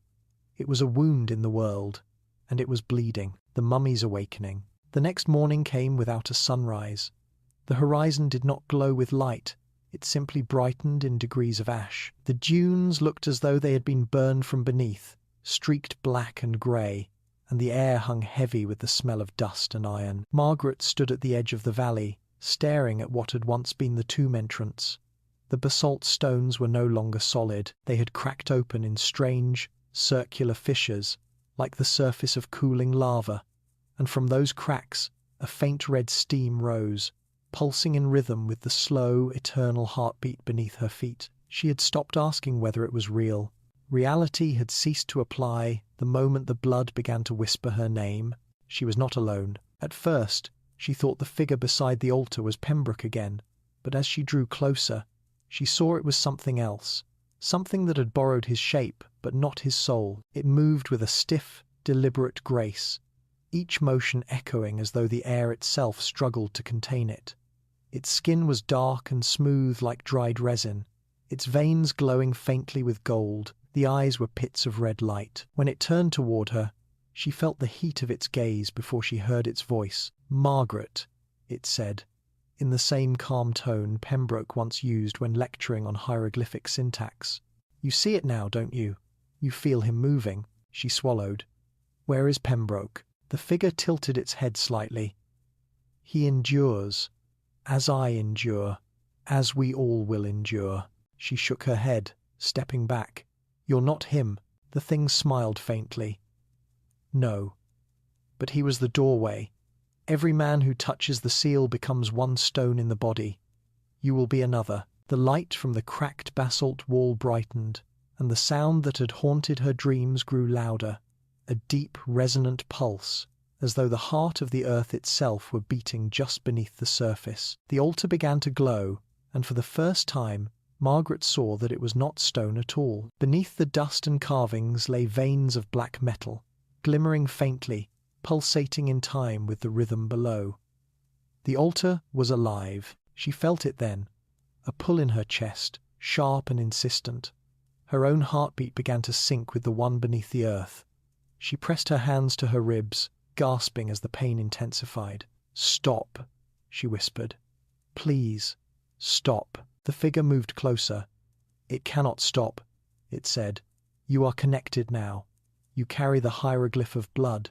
The heart calls to its vessel." Margaret stumbled backward. "I'm not your vessel." The voice around her deepened, not from the figure before her, but from the very walls of the chamber, vibrating through the air, shaking dust from the ceiling. "All hearts are mine." The words struck her like a physical blow, driving her to her knees.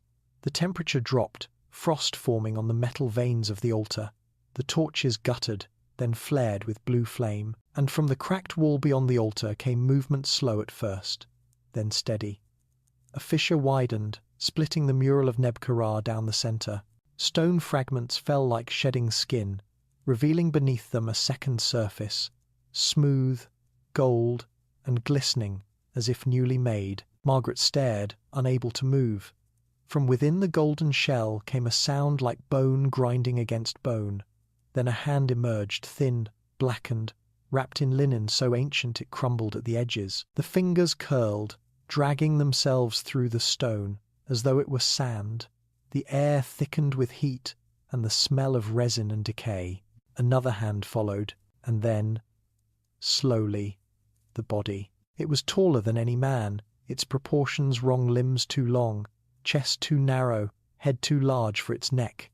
The wrappings clung to it like wet cloth, revealing the outline of muscle and bone beneath. The face was concealed beneath a gilded mask shaped like a man's visage, but the features were grotesquely idealized, the eyes long and almond-shaped, the mouth smiling faintly, cruelly. Across its forehead burned the symbol of the Black Sunday. Margaret felt her mind fracture between awe and terror. She was seeing the impossible, the resurrection of Nebkara himself. Every myth she had studied, every curse she had dismissed, all of it had been true. The mummy stepped forward. The wrappings around its chest split open, revealing a cavity where its heart should have been.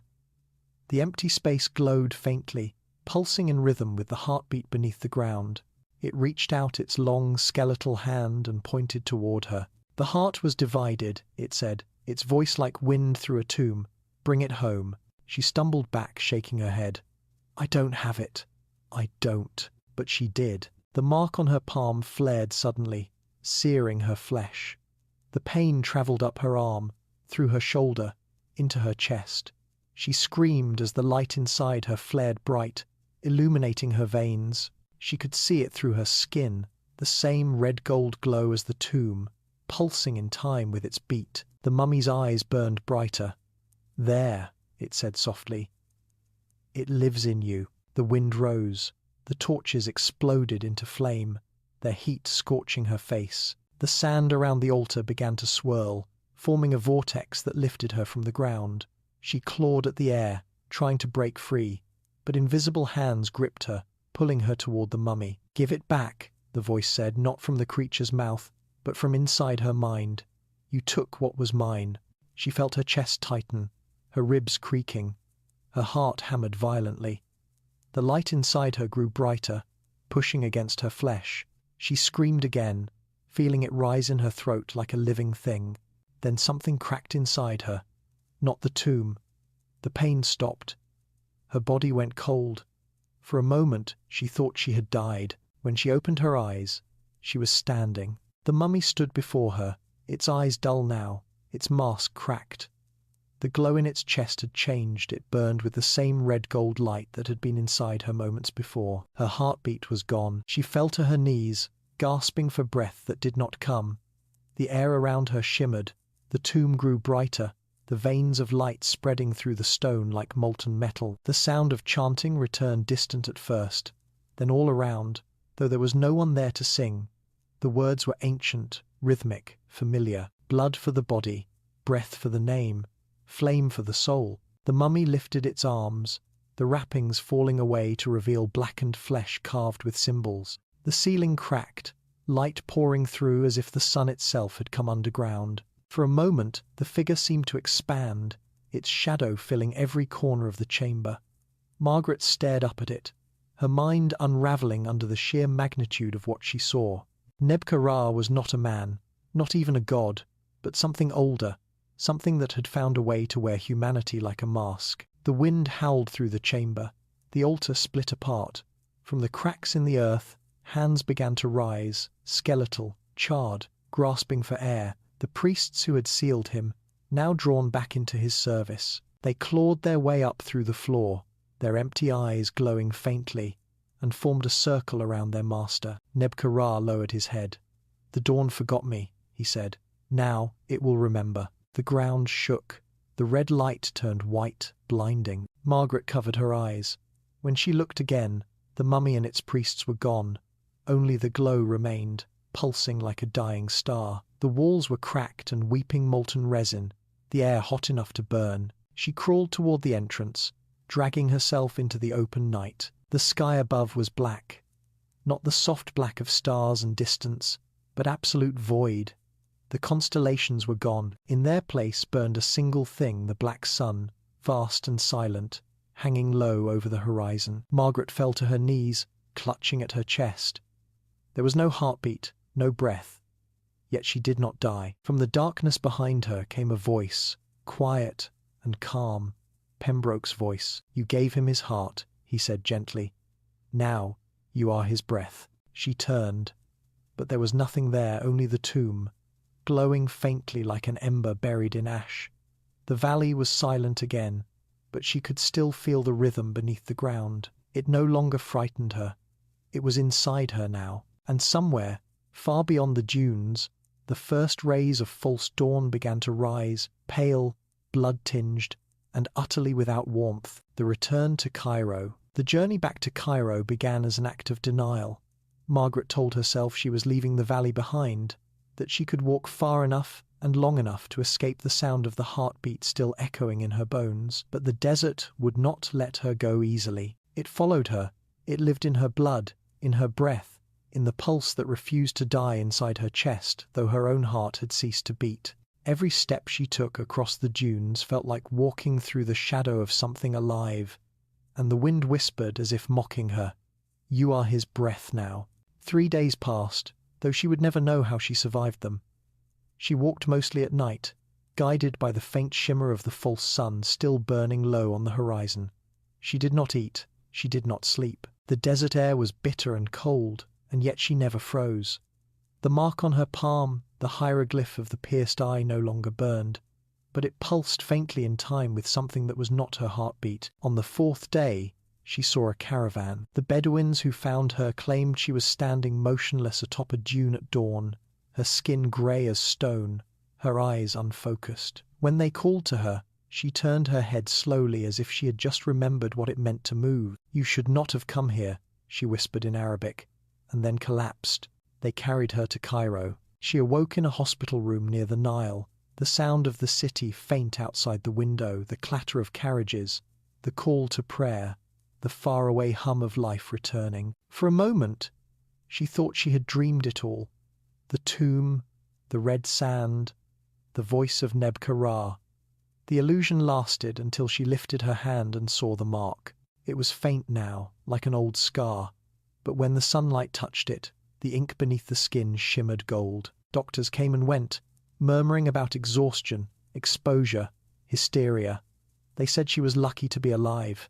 She smiled weakly at that. They could not know that what stood before them was not the same woman who had entered the valley. One evening, a man from the antiquities department arrived, a polished bureaucrat in a grey suit, with neat hair and the confidence of one who had never set foot beyond the edges of Cairo. His name was Dr. Ahmad Nasir. He carried a file thick with notes and photographs. "Miss Vale," he began politely, "I must ask you to recount the events of your expedition. Dr. Pembroke and his team have not returned. The University of Oxford has requested your report." Margaret looked at him for a long time before answering. "You won't believe me," she said quietly. "Try me," Nasir said, forcing a smile. So she told him. Not everything, not the voices in the sand, not the resurrection, not the heartbeat in her blood, but enough. The valley, the tomb, the inscriptions, the curse, the deaths. Nasir listened, occasionally taking notes. His expression remained professional until she mentioned the hieroglyphs bleeding.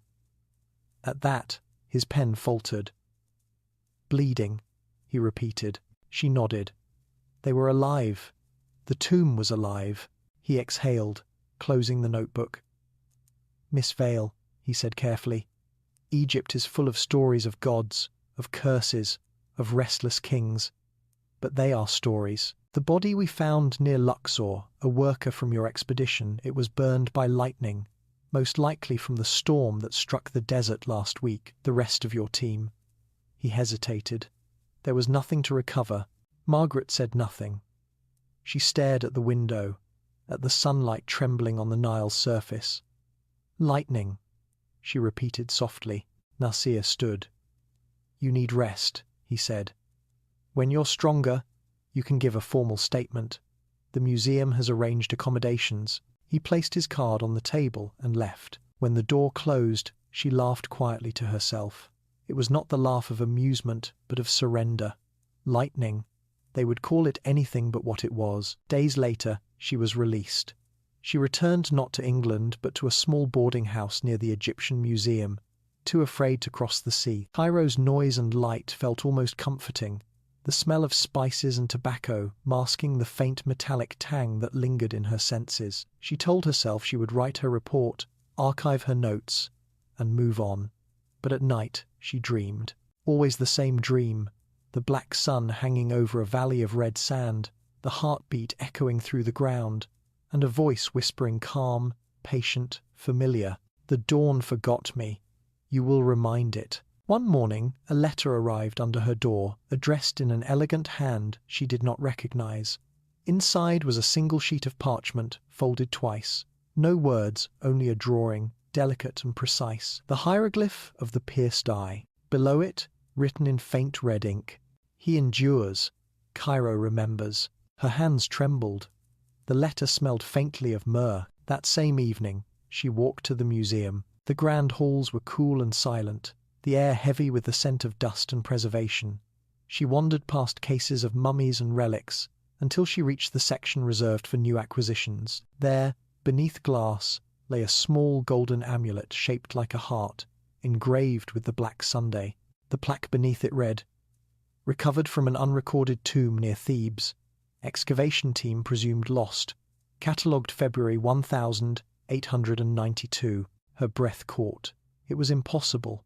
The heart was supposed to remain in the valley, yet here it was, gleaming faintly under the gaslight, pulsing ever so slightly as if it were breathing. A curator approached.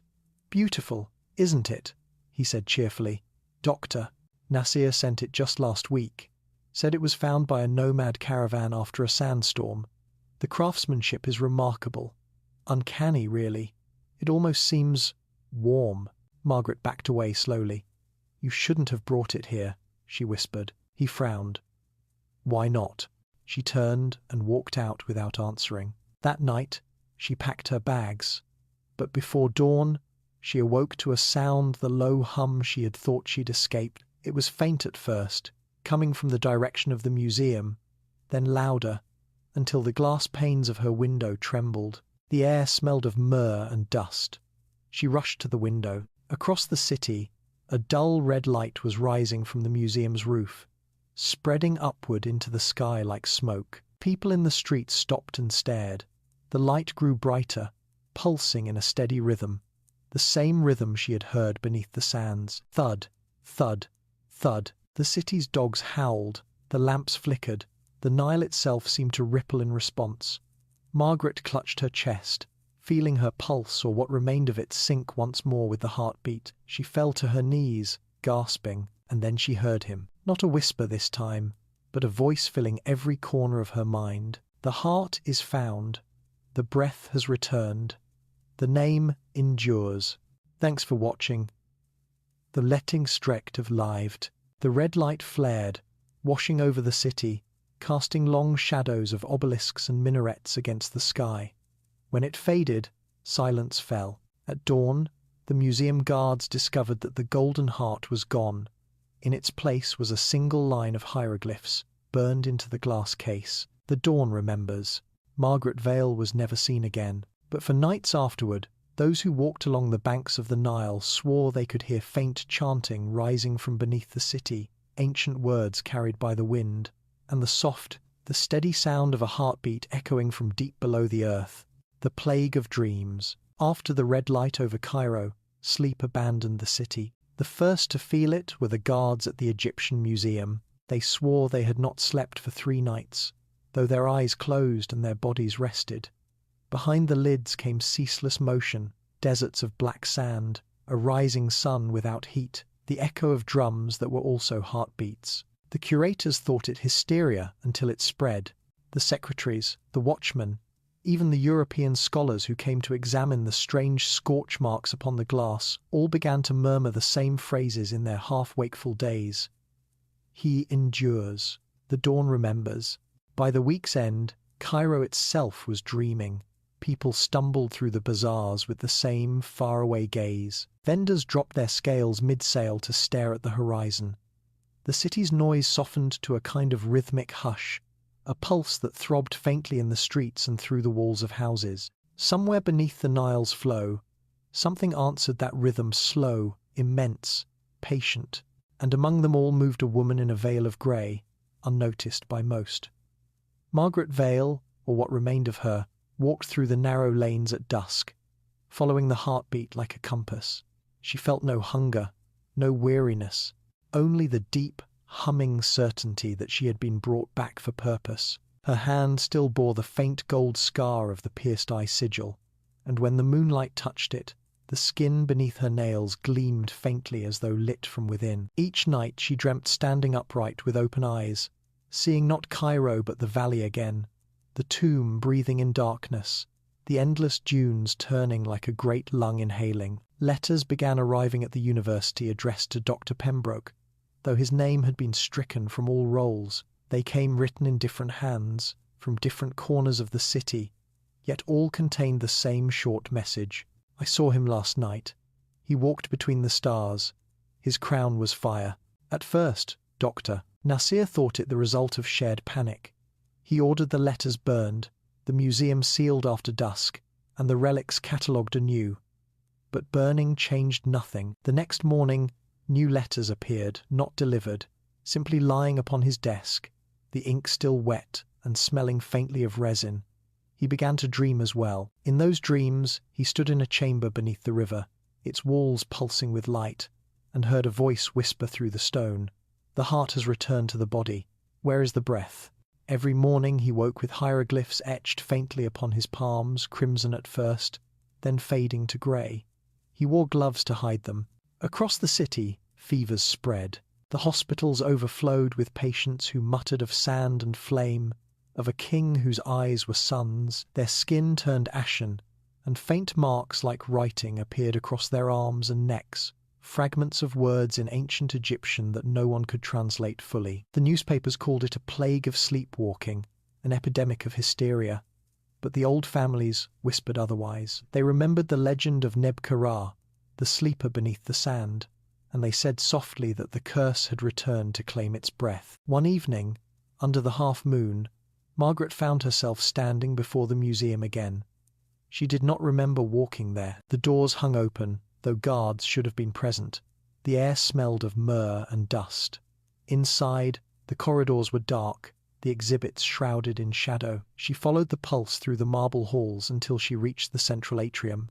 There, at the base of the great statue of Osiris, lay a new display, a sarcophagus of black basalt streaked with gold.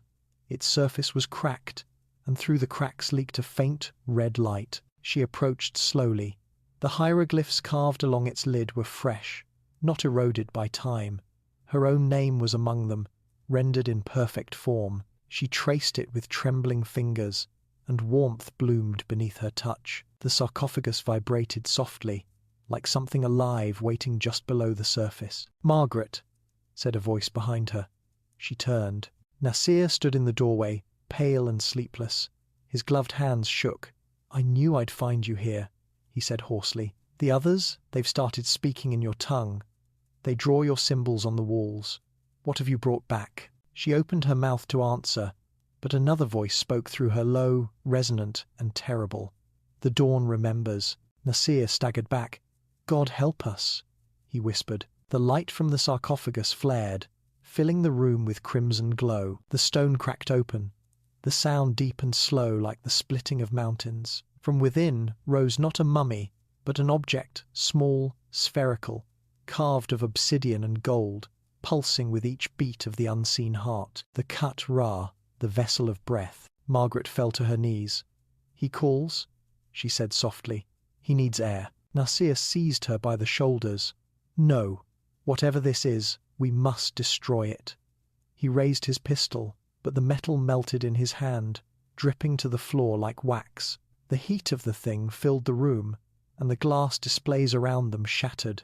Statues of gods toppled. From every artifact, every coffin, every painted mask poured a faint sigh, as though the dead exhaled at once. The vessel rose into the air, light streaming from its cracks. Through the roar came a single phrase in the ancient tongue: "The breath returns to the heart." Margaret felt her lungs seize. She gasped and felt the air around her thicken into flame. The scar on her palm burned white hot. Nasir fell to the floor, clutching his throat. Then, with a sound like thunder inverted, the vessel vanished. The light winked out. Silence returned. The next morning, Cairo awoke to ash. The museum's roof was gone, and every statue within had turned its face toward the east. Those who had dreamt the plague stopped breathing altogether, dying not in pain but in calm, as though exhaling one final word. The river ran red for a day and a night. In a small house on the city's edge, Margaret opened her eyes to a pale dawn. She no longer felt the heartbeat.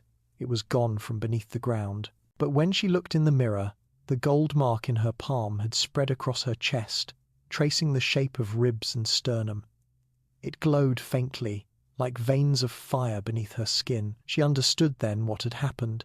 The heart and the breath were joined. Neb-Ka-Ra was whole. And far beneath the city, in a darkness deeper than any tomb, something enormous inhaled. The air of Cairo shifted with it, the beginning of a new rhythm, ancient and slow, the first breath of a god returning from silence.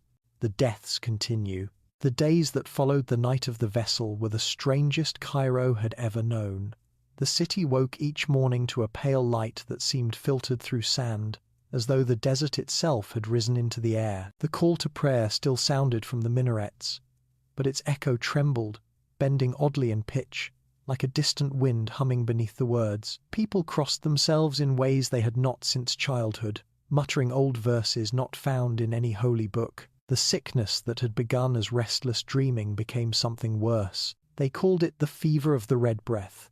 The afflicted would feel warmth gathering in their chest, Their eyes would brighten to gold for a few hours before they simply ceased breathing, their bodies remaining upright for minutes after the heart stopped. When physicians examined the dead, they found the lungs filled with fine dust.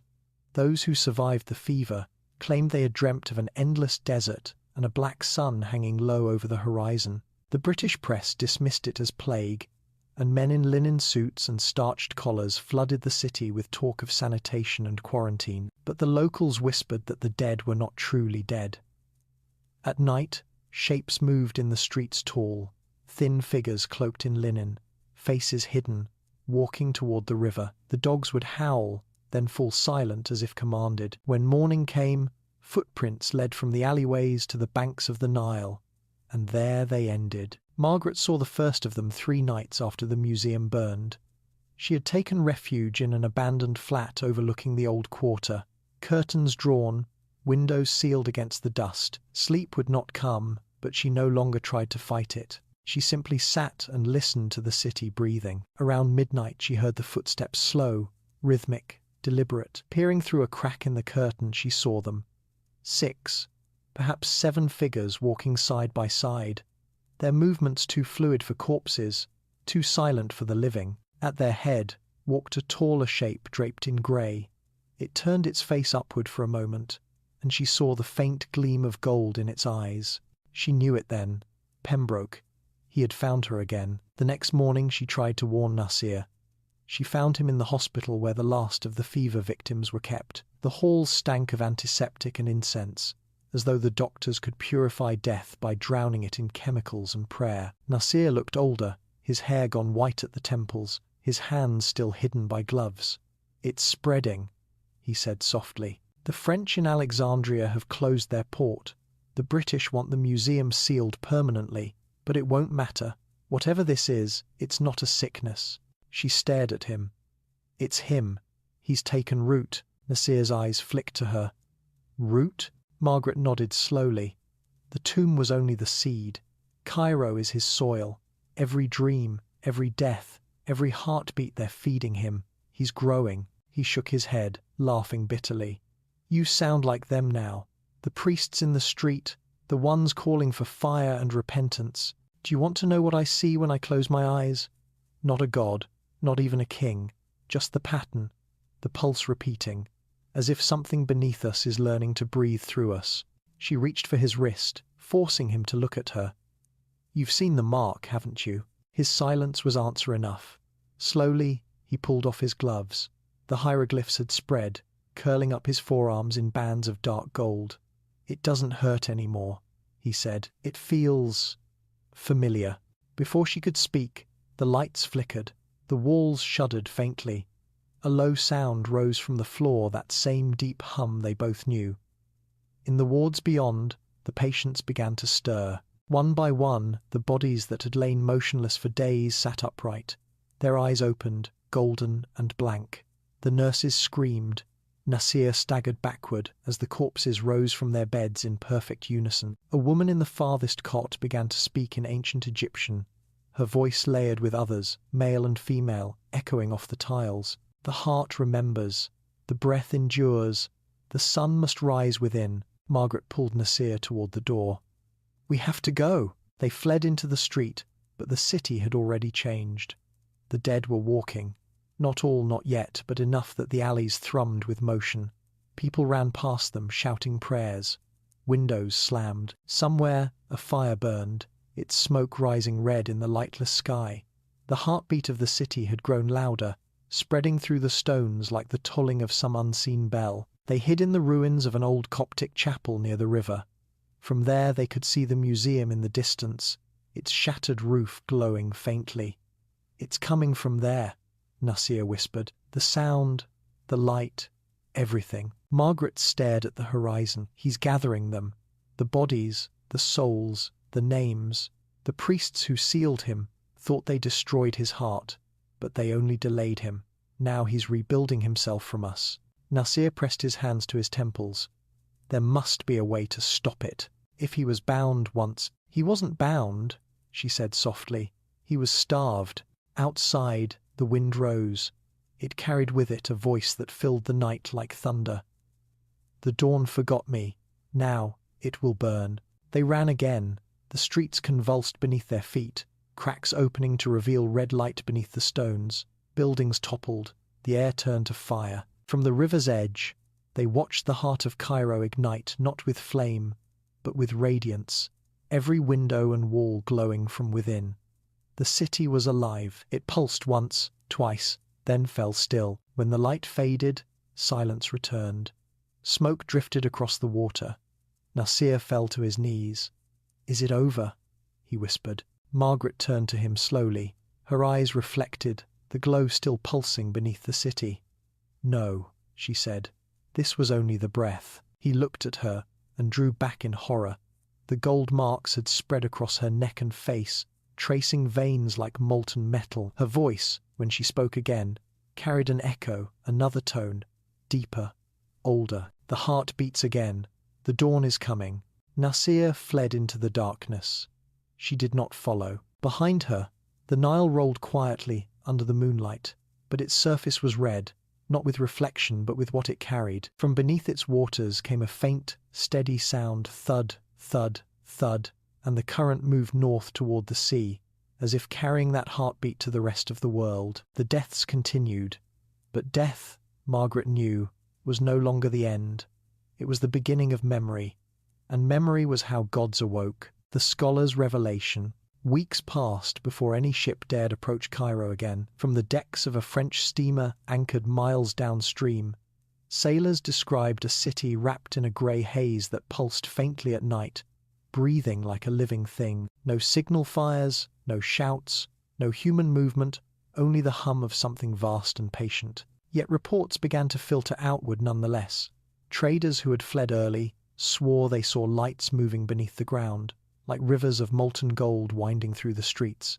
And from those who survived the Bedouins, the pilgrims, the soldiers, came a single phrase muttered in terror or reverence: "The dawn remembers." Far away, in Alexandria, a young Egyptologist named Elias Harding received the first of these reports. Harding was no mystic. He had spent his life cataloguing the bones of history, dismissing the talk of curses as the superstitions of frightened men. But when he read the fragments of Margaret Vale's final journal, smuggled out of Cairo by a French consul, he felt the same chill she must have felt standing before Nebka-Ra's tomb. The pages were spattered with ash and blood, and between her trembling lines appeared symbols drawn in gold, ink symbols that had never existed in any recorded Egyptian script. He carried the journal to his desk, spreading his books around him in a fever of study. Weeks of sleepless translation followed. He discovered, buried within the repetitions of the text, a pattern, an invocation built of 3 parts: the Ren, the name, the Ib, the heart, and the Shesep, the breath. He realized, with horror and wonder, that what Vale and Pembroke had uncovered was not a curse at all. It was a formula, an equation written in divine language, a way to resurrect through memory. Harding filled his notes with parallels. The ritual of opening the mouth reversed, the binding rites of Osiris inverted, the merging of life and death until distinction dissolved. Nebka-Ra did not seek immortality through flesh, he wrote. He sought continuity through perception, to be remembered so perfectly that remembrance itself became existence. But there was a phrase he could not reconcile, a line that appeared again and again in Margaret's handwriting. The dawn forgot him. It was not metaphorical, it was literal. In the most ancient hymns, dawn, the coming of Ra, was the renewal of creation. For dawn to forget was for creation itself to fail. Harding's obsession grew. He began to dream of the black sun Vale had described, suspended over an endless desert. Each night it seemed closer. Each morning, the mark of fatigue deepened under his eyes, until he began to notice something else, a faint red shimmer at the edge of his vision.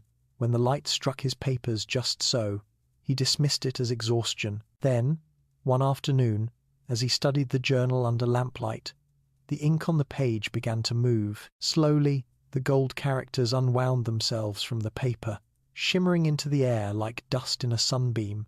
They formed the shape of an eye, long, narrow, ancient. The air in the room thickened. A heartbeat rose from nowhere, faint but certain. Harding froze, pen trembling in his hand. He whispered, "Vale?" A voice answered, not through the air, but inside him, coiled around his thoughts. "He endures through those who speak his name." He staggered back, overturning the lamp. The room plunged into shadow. The voice continued, low and calm, like a teacher explaining a lesson. The priests divided him, body, heart, breath. But memory cannot be divided. It flows from mind to mind, like the river flows from stone to sea. You have read, therefore you remember, therefore he breathes. Harding pressed his hands to his ears. "No," he whispered, "I don't believe. Belief is irrelevant. You remember. That is enough." He fled the study. But the words had already taken root. Everywhere he went, the library, the docks, the cafes, he saw the same symbol drawn by unseen fingers in the dust, the black sun encircled by golden veins. Within a fortnight, the fever reached Alexandria. Ships arriving from the north brought no cargo, only silence. The harbour glowed faintly at night. Harding locked himself in his quarters and wrote feverishly, translating fragments from Vale's journal into Coptic, then Greek, then English. He was trying to unravel it, to find a countercharm, a way to unremember. But the more he wrote, the louder the heartbeat grew. One evening, desperate for rest, he pored over a final papyrus, a fragment of a lost hymn to Ra, found years earlier in the temple of Abydos. The verse caught his breath. "When the eye forgets the sun, the dawn shall lose its name, and the heart of the earth shall beat in darkness." He understood then. Nebka-Ra's ritual had not merely resurrected one being, it had reversed the cosmic order. Memory itself was consuming the living. The god of night was taking the place of the god of day. He scribbled furiously into his journal. If he is sustained by remembrance, then only forgetting can destroy him. The mind must be unmade. The name must be lost. Harding prepared to burn every trace. Vale's journal, his notes, his translations. But when he struck the match, the flame sputtered and died. The air around him pulsed once, like a breath. From the shadow on the wall, a voice whispered, "You cannot burn what you have become." He turned, heart pounding. The reflection in the window was not his own. A tall figure stood behind him, cloaked, crowned, eyes burning gold. The same face from every mural and dream. "Why me?" Harding gasped. Nebka-Ra's smile was patient, inevitable. "Because you listened." The next morning, Harding's study was found empty. His manuscripts lay scattered, all ink drained from the pages as though drunk by the paper. But on the wall above his desk, burned into the plaster, was a new inscription in glowing red script. "He who forgets will awaken first." Within days, the fever reached Europe. Scholars began dreaming of deserts and suns that bled light. Letters arrived from Paris, from London, from Vienna, all bearing the same seal drawn in gold dust. And in each library, late at night, the same sound echoed faintly through the shelves. The soft, steady heartbeat of something ancient remembering itself again. The scholar had been right. Nebka-Ra was not reborn in flesh but in thought. Every mind that tried to understand him became another vessel, and as the world continued to read, to translate, to study, the god's breath spread farther, deeper, woven now into the very act of remembering. The return to the tomb. By the time the fever reached London, the world had stopped calling it a plague. Scholars, priests, and politicians whispered of it now only in locked rooms, calling it by the name that drifted in from the east, the dawn's curse. Ships returned from Alexandria, crewed by men who did not sleep, and spoke only of endless deserts beneath the waves. In the reading rooms of the British Museum, candles burned low as archivists transcribed hieroglyphs. They did not understand some written on human skin, some appearing in the margins of books where no ink had ever touched. The black sun had crossed the sea, but there was one who still remembered what it meant to resist. Dr. Ahmad Nasir Gray, half-blind and shaking with fever, had spent the last weeks wandering between Cairo's ruins and the silent desert beyond. Margaret Vale's disappearance had become legend, Harding's name a rumour, and yet Nasir could not stop hearing them, both whispering in his dreams. It was Margaret who called most clearly, her voice half-human, half-song. The heart is not the end. The mouth can still be closed. So he went south, following the old caravan roads until the cities fell away and the desert took everything back. The landscape was not as it had been. The dunes moved as if breathing, their ridges glowing faintly beneath the starlight, and far on the horizon a faint red shimmer marked the place where Nebkarar's valley had once slept. He travelled by night and rested by day, drinking little, dreaming less. When at last he reached the cliffs above the valley, he saw that it was no longer a hollow of stone and sand. It was a wound. The ground had split open, a vast spiral crater descending into blackness, and from its depths rose the slow, rhythmic pulse that had haunted the world. Nasir descended. The air grew heavy and sweet, thick with resin and decay. The walls pulsed faintly, not with light but with memory images flickering like the ghosts of carvings long erased. He passed murals that showed not one pharaoh but many, their faces blending into each other, all wearing the same crown, all bearing the same burning eyes. He saw the faces of Margaret and Pembroke among them. Beneath their likenesses, new hieroglyphs shimmered, carved not by human hands but by thought itself. When he reached the chamber where the basalt door had once stood, he found no door at all, only a wide mouth in the earth, exhaling heat like breath. Around it stood the remnants of the old altar, shattered and blackened, and there, kneeling in the dust, was a figure. She was smaller than he remembered, thinner, her hair streaked with white, but the eyes, oh, the eyes were gold. They glowed faintly, even in the dark. Margaret turned to him, her expression strangely gentle. "You came back," she said. Her voice was soft but layered, carrying an echo that was not entirely hers. Nasir stopped several paces away. "I had to," he said hoarsely. "You said it could still be closed." She smiled faintly. "Everything can be closed, but at a price." He looked around the chamber, the endless carvings pulsing on the walls. "He's here, isn't he? Not in body, but in everything." Margaret nodded. "He never needed flesh. The tomb was his body, the desert his blood, and we—" she touched her chest lightly, "we are his breath. When you speak of him, when you remember, he lives through you." Nasir felt a wave of despair. "Then how do we stop him?" Her eyes softened. "You unlearn him." He stared. "Unlearn? You must forget," she said. "Not just words, but meaning. Memory is his vessel. That's why he made us remember, so he could think through us. You must erase what you know, let the mind go dark again. Only then can silence return." Nasir's hands shook. "That's impossible. Knowledge cannot be destroyed, it only spreads." "Then you must go where knowledge dies," she whispered. He followed her gaze to the pit.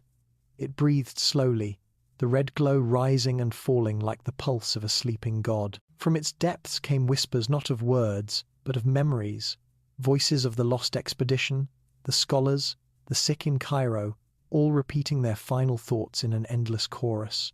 The air vibrated with them. Margaret stood and approached the edge. The sand shifted beneath her bare feet, drawn toward the void. "He wants to wake completely," she said, "to turn all thought into himself. Soon there will be nothing that is not him." Nasir stepped closer. "Come with me. We can seal this. We can bury it again." She turned, and for the first time he saw the sorrow behind her golden gaze. "I cannot. I am his voice. If I go, the silence breaks again." He reached out, but she stepped back toward the light. "Then tell me how," he begged. Margaret extended her hand. In her palm the scar of the hieroglyph still glowed faintly, the pierced eye, now bleeding gold.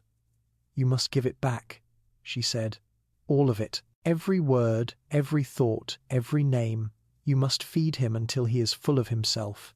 Then he will consume what remains." Nasir understood. It was not resistance she asked for, but sacrifice. He looked once more into the pit, its heat searing his face. The whispers grew louder, forming a single phrase. "He endures." Nasir closed his eyes. "Then let him endure alone." He stepped forward. The descent was soundless.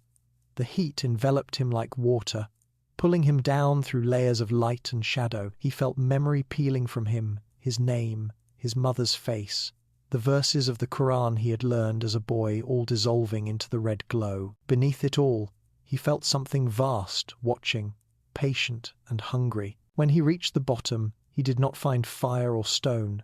He found stillness, a single heart, black and immense, floating in darkness, pulsing with every thought he had ever had. He reached out and pressed his hand against it. In that moment, every sound ceased.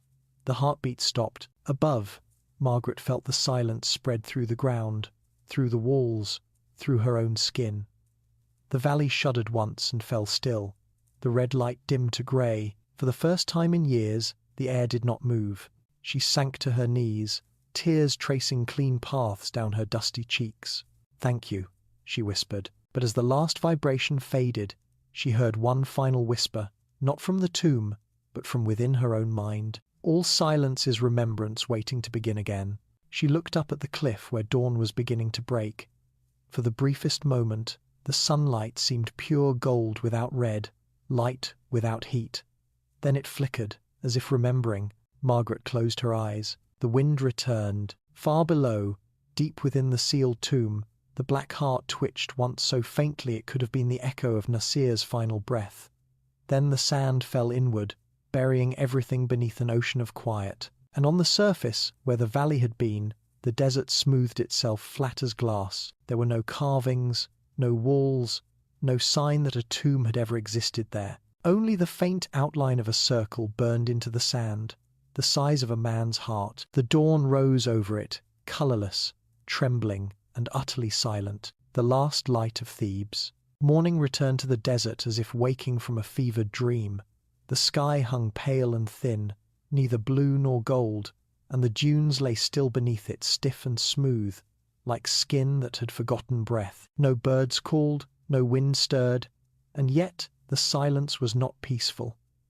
It was the kind of silence that feels listening. Far below, where the tomb of Nebka-Ra had been buried by Nasir's final act, the air remained thick with memory. The sand itself seemed to remember the shape of sound, even as it refused to move. Margaret sat on the edge of that silence. She could no longer tell how many days had passed since the valley had swallowed him. Her hair, once black, had turned the pale colour of the dunes. Her eyes, still golden, reflected the dim sky like twin mirrors. She did not eat. She barely breathed.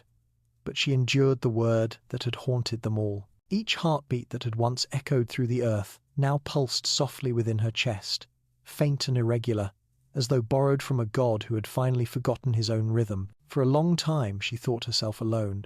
Then, one evening when the light was fading into that bruised purple peculiar to Egyptian dusk, she saw a glow on the horizon, a single moving lantern. It approached slowly, swaying with the gait of a camel. The rider dismounted and began to walk toward her. He was a thin man wrapped in a traveller's cloak, his beard streaked with grey, his face hollowed by years of dust and Sunday. He carried an archaeologist's case strapped to his back, though the brass latches were broken and the leather split. When he reached her, he bowed his head. "I've been looking for this place," he said. "All my life, it seems." Margaret's voice, when she finally spoke, was soft and cracked. "Then you've been looking for nothing." She gestured toward the endless empty sand. "There is no valley now, no tomb, just silence." The stranger smiled faintly. "That's what they told me in Cairo, but silence has a shape." I followed its outline. She studied him carefully. "You're a scholar." He nodded. "In a way. My name is Edward Lane. My father was Elias Harding." At that, something deep within her stirred the faintest echo of that old, impossible heartbeat. "Harding," she whispered. "He found the words. He found something," Lane said. "And whatever it was, it killed him or changed him. He left behind a fragment of translation, something about a pharaoh erased from memory, about the heart and the breath. When I was a boy, I thought it was a myth, but when the fever came to London, when people began dreaming of the Black Sun, I knew it was no story." Margaret looked away. "You shouldn't have come." "I came because it's starting again," Lane said. "Not here, elsewhere. In the north, the scholars speak of tremors, of faint sounds beneath the Thames. They say the heartbeat has returned. She closed her eyes. The thought was unbearable. Then Nasir's sacrifice was in vain. No, Lane said. It delayed it, but something in the ritual was incomplete. The name persists because the world remembers. That's what my father wrote before he vanished. As long as one mind holds the story, Nebka-Ra endures. He knelt beside her. You were there, weren't you? You saw the end. Tell me what happened. For a long time she said nothing. The horizon flickered faintly, as though the sun were struggling to pierce its own reflection. When she spoke, her voice was not quite her own. He fell, she said. Nasir fell into the mouth of the earth and gave himself to the silence. It stopped him for a while. But you can't kill memory. You can only bury it. She touched her chest. I am what's left. His voice needed a vessel. When Nasir unmade the heart, the breath needed somewhere to go. Lane's gaze dropped to her hands. Beneath the dust, the old hieroglyph still glowed faintly, an eye pierced by a blade, pulsing with slow light. I can help you, he said. If the story is the curse, then we can erase it. There are ways: chemicals, hypnosis, shock. We can break the chain of memory. She gave a weary smile. You don't understand. Forgetting is not freedom, it's extinction. Every thought, every name that fades feeds him too. He grows from silence as much as from song. Lane shivered. Then what is he? Margaret looked toward the horizon, where the sand met the dying light.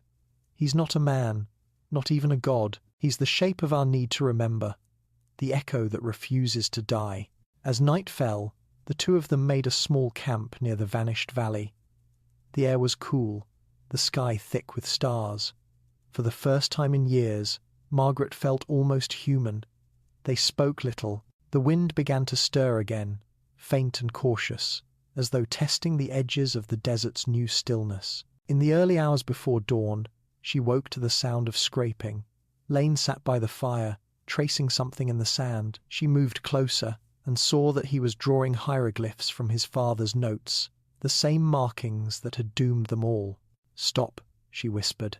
I have to record it, he said. If we understand it completely, maybe we can undo it. She seized his wrist. That's what he wants. Every mark, every translation, every thought, it's how he spreads. You're feeding him. Lane hesitated, his eyes wide with a scholar's desperate curiosity. Then tell me how not to. She stared at him for a long time. The light of the fire flickered across her face, illuminating the faint lines of gold that still traced her skin. You don't, she said finally. You run, you forget, you let the sand cover the story. Before she could speak again, the wind changed. It came from below, not above a low rising breath that carried with it the smell of resin and the sound of a heartbeat. The dunes began to tremble. Lane looked around in panic. What's happening? Margaret rose to her feet. Her eyes glowed faintly. He remembers himself again. The sand split open where the valley had once been, light spilling out as if from a wound. Figures emerged, shadows of the past. Pembroke, Denning, Nasir, and hundreds more, all walking upward through the shifting dunes, their bodies made of dust and flame. Their eyes burned gold, their mouths open in silent chant. Lane fell to his knees. Dear God, there is no God here, Margaret whispered, only the memory of one. The sky darkened as the black sun rose again over the horizon, vast and trembling. The stars went out one by one. Margaret turned to Lane, tears streaking the dust on her face. Run, she said. Tell no one. Let it die with you. He tried to speak, but the air had grown too thick. The wind roared, and when he blinked, she was gone, her form dissolving into a cloud of dust that scattered across the dunes. When the storm passed, the valley was empty once more. The sand was unbroken, the night silent. Only a single object remained where she had stood, a gold amulet shaped like a heart, warm to the touch, its surface etched with the words, "He endures." Lane picked it up, trembling, and in that instant he heard a faint heartbeat echo through the earth. The last light of Thebes flickered and went out, the curse across time. When Edward Lane staggered out of the desert, the horizon already wore a bruised halo of dawn. He could not tell how long he had wandered. He carried only the amulet, the small gold heart that still throbbed faintly against his palm, and a memory that felt more like infection than recollection. The dunes behind him seemed to fold in upon themselves, swallowing every footprint he left. By the time he reached the caravan road, there was no valley, no landmark, nothing to prove what he had seen except the slow, uneven pulse in his hand. Weeks later, a French patrol found him collapsed near the Nile, half-starved, sunburned, and whispering in broken Arabic of a sun beneath the earth. He was taken to Cairo, where he recovered in body but not in mind. The doctors called his condition memory fugue. He could recite the names of forgotten pharaohs, the dates of wars no book contained, and a language that did not belong to any dynasty. When they took the amulet from him, he screamed until his throat bled. Eventually, they gave it back, thinking it a charm that kept him calm. Within a year, he was dead, found seated at his writing desk, eyes open, pen frozen mid-sentence. His last words filled a single page.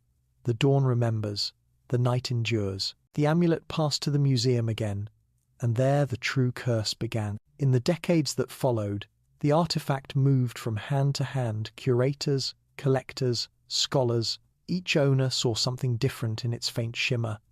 A symbol of divine kingship, an example of unknown metallurgy, a priceless relic. But each, too, met the same end. Dr. Armitage of Oxford was the first. He died in his sleep, the sheets around him dusted with fine sand that no one could explain. The Berlin Egyptologist Greta Schaefer was found wandering the Tiergarten, speaking in a voice not her own, repeating the name Nebka-Ra until her lungs failed. In Boston, a curator opened a sealed crate containing the heart and saw, for a moment, the reflection of a black sun in its surface. He hung himself that night, leaving on the wall of his study a single line written in hieroglyphs no one could translate. Across continents, those who handled the relic began to dream the same dream. A desert without wind, a heartbeat beneath the sand, and a voice whispering, "You remember, therefore I endure." Newspapers called it coincidence, priests called it blasphemy, scientists called it mass suggestion, but beneath those explanations spread the quiet dread of recognition, the sense that the world itself was beginning to hum with a single rhythm, subtle but steady. Clocks began to lose seconds, birds altered their migrations, tides changed by imperceptible degrees. Something vast and patient was aligning the pulse of creation with its own. In 1926, the amulet vanished. The museum's guard reported seeing a woman in grey leave the building minutes before dawn, though no one else recalled her entering. The next day, the Nile flooded its banks without warning, sweeping away bridges and homes in a surge that lasted exactly 7 minutes, the same number of days that Nebka-Ra's heart had been said to beat after death, before the priests sealed him. Among the debris recovered from the floodplain was a fragment of linen cloth, ancient yet unrotted, faintly perfumed with myrrh. Years turned to decades. The relic resurfaced again and again, as if drawn upward through time. Sold in London under the name Heart of the Sun King, exhibited in New York for a single night before a fire consumed the gallery, photographed in private collections in Zurich and Kyoto. Each appearance left a trail of misfortune that defied probability. Storms, fires, sudden deaths, the collapse of entire institutions. Yet still the curious sought it, drawn by whispers of immortality, of knowledge that outlasted empires. And with every retelling, every article, every mention, the curse spread further, not through touch but through memory. By the middle of the century, it no longer needed the object at all. The image alone carried its contagion. Copies of photographs warped in archives. Scholars who merely read the descriptions reported faint humming in their ears, a pressure behind the eyes, a growing awareness of another heartbeat layered beneath their own. Some burned their notes, others became evangelists, convinced that Nebka-Ra was the hidden god of history, the pulse of civilization itself. They wrote treatises, declaring that to remember was divine, that every act of preservation was worship. They called themselves the Dawn Society. Their symbol was the Black Sunday. Governments dismissed them as mystics. But the society's influence grew quietly in universities, museums, ministries of culture. Wherever archives gathered the memory of mankind, the mark of Neb-Ka-Ra appeared, a carved eye in an unnoticed corner, a line of forgotten hieroglyphs etched into the binding of a ledger. No one could say who carved them, or when. They simply appeared, as though the stones themselves had begun to write. By the turn of the new millennium, the world had become the two. Satellites photographed shifting dunes in the Egyptian desert, forming perfect concentric circles that moved from year to year, as though something beneath were breathing. Seismographs recorded pulses too regular to be tectonic, one every 88 minutes, the same duration as the solar rotation on the horizon of Mercury, the planet once sacred to the god of rebirth. And at dawn, when the light touched the pyramids, a faint red glow lingered for seconds longer than the sun's own reflection, as though another sun watched from below. Those who noticed these coincidences found themselves dreaming the old dream. It crossed languages, faiths, and oceans. A student in Tokyo, a miner in Chile, a nun in Rome all saw the same desert, the same black sun, the same whispering voice. They woke with grains of sand in their mouths and the taste of iron on their tongues. In time, no one needed to sleep to hear it. The hum was everywhere, in the hum of electricity, in the rhythm of engines, in the pulse of the human crowd. Historians said it was metaphor, physicians called it tinnitus, but those who listened closely recognized it for what it was, the slow heartbeat of the god that refused to die. In the great museums, curators still dusted the relics, catalogued the artifacts, preserved the past with reverence, never realizing that the act itself was worship, that every label and record, every photograph and display, was another brick in the temple of remembrance that Neb-Ka-Ra had built across time. The world had become his archive, humanity had become his priests, and somewhere, beneath all the noise of cities and the weight of centuries, the tomb still slept. Its mouth was sealed, its heart buried, but the breath that Margaret Vale had carried, that Nasir had tried to silence, had never stopped. It lingered in every mind that remembered, in every story retold. Even now, as you read these words, you may feel it. A faint, rhythmic pulse beneath your skin, just out of sync with your own. That is how the curse endures, not through magic, not through gods, but through the simple, terrible persistence of memory. For Neb-Ka-Ra is not merely a name carved in stone.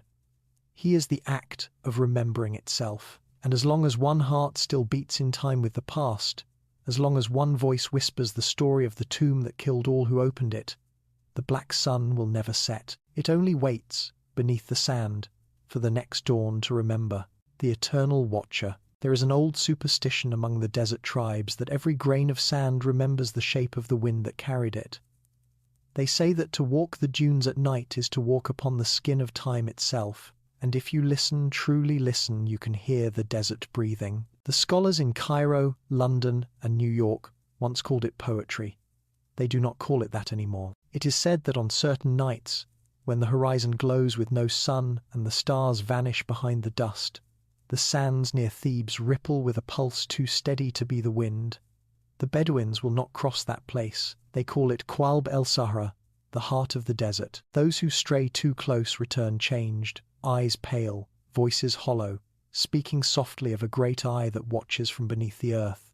Others do not return at all. But for those who still cling to history, to the idea that truth can be pinned to paper, there remain records, old manuscripts, burned yet readable in parts, fragments of wax cylinders, half melted but still whispering voices.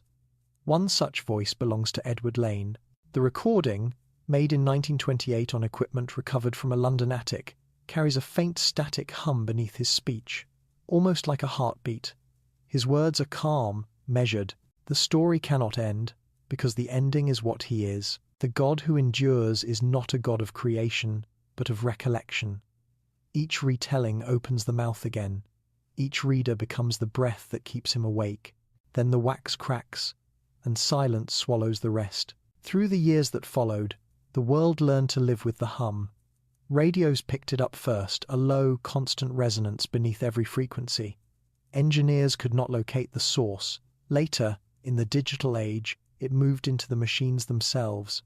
Hard drives, cooling fans, power lines all began to throb in unison. People dismissed it as background noise, but infants woke at night, crying at nothing, their tiny hearts beating too fast, too perfectly in time. And so the line between legend and life blurred until no one could say where one ended and the other began. Historians argued that Nebka-Ra had never existed, that his curse was a collective metaphor for humanity's obsession with memory. Yet even as they wrote those papers, strange phenomena appeared in their texts. Recurring symbols, sentences rearranging themselves overnight, digital archives corrupted by files titled only with the hieroglyph of the Black Sunday.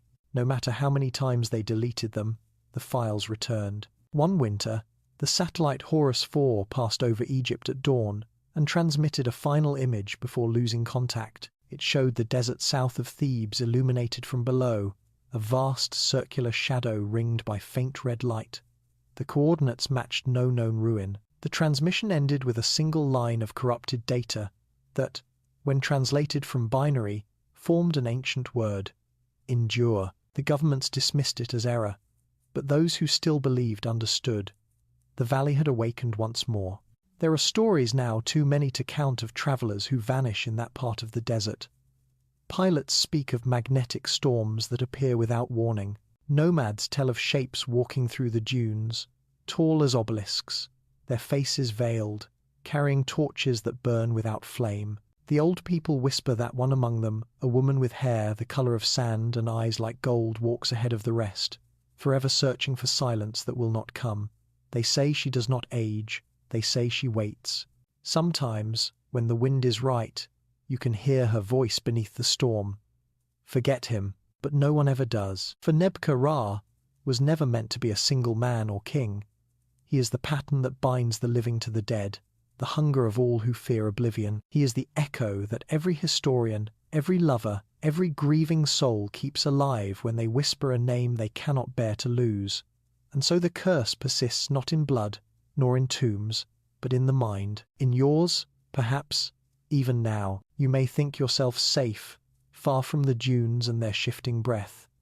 You may close this story, tell yourself it is only myth, that the heartbeat you hear in the quiet of night is your own. Yet the watcher beneath the sands does not need worship or fear, only remembrance, a thought, a whisper. As long as you remember the valley, as long as you picture the black sun rising over the desert and feel the faint vibration in your chest, the door remains ajar. And beneath the surface of the world, something vast and ancient will stir, opening its golden eyes for one more dawn. The wind will sigh across the dunes, carrying the faint echo of a voice that was never entirely human, saying once more the words that have traveled through centuries and skin and sand. The dawn remembers, and in that moment, just before sleep claims you, when the line between dream and waking blurs, you might almost hear it answering itself, deep within the earth where light has never reached. I endure.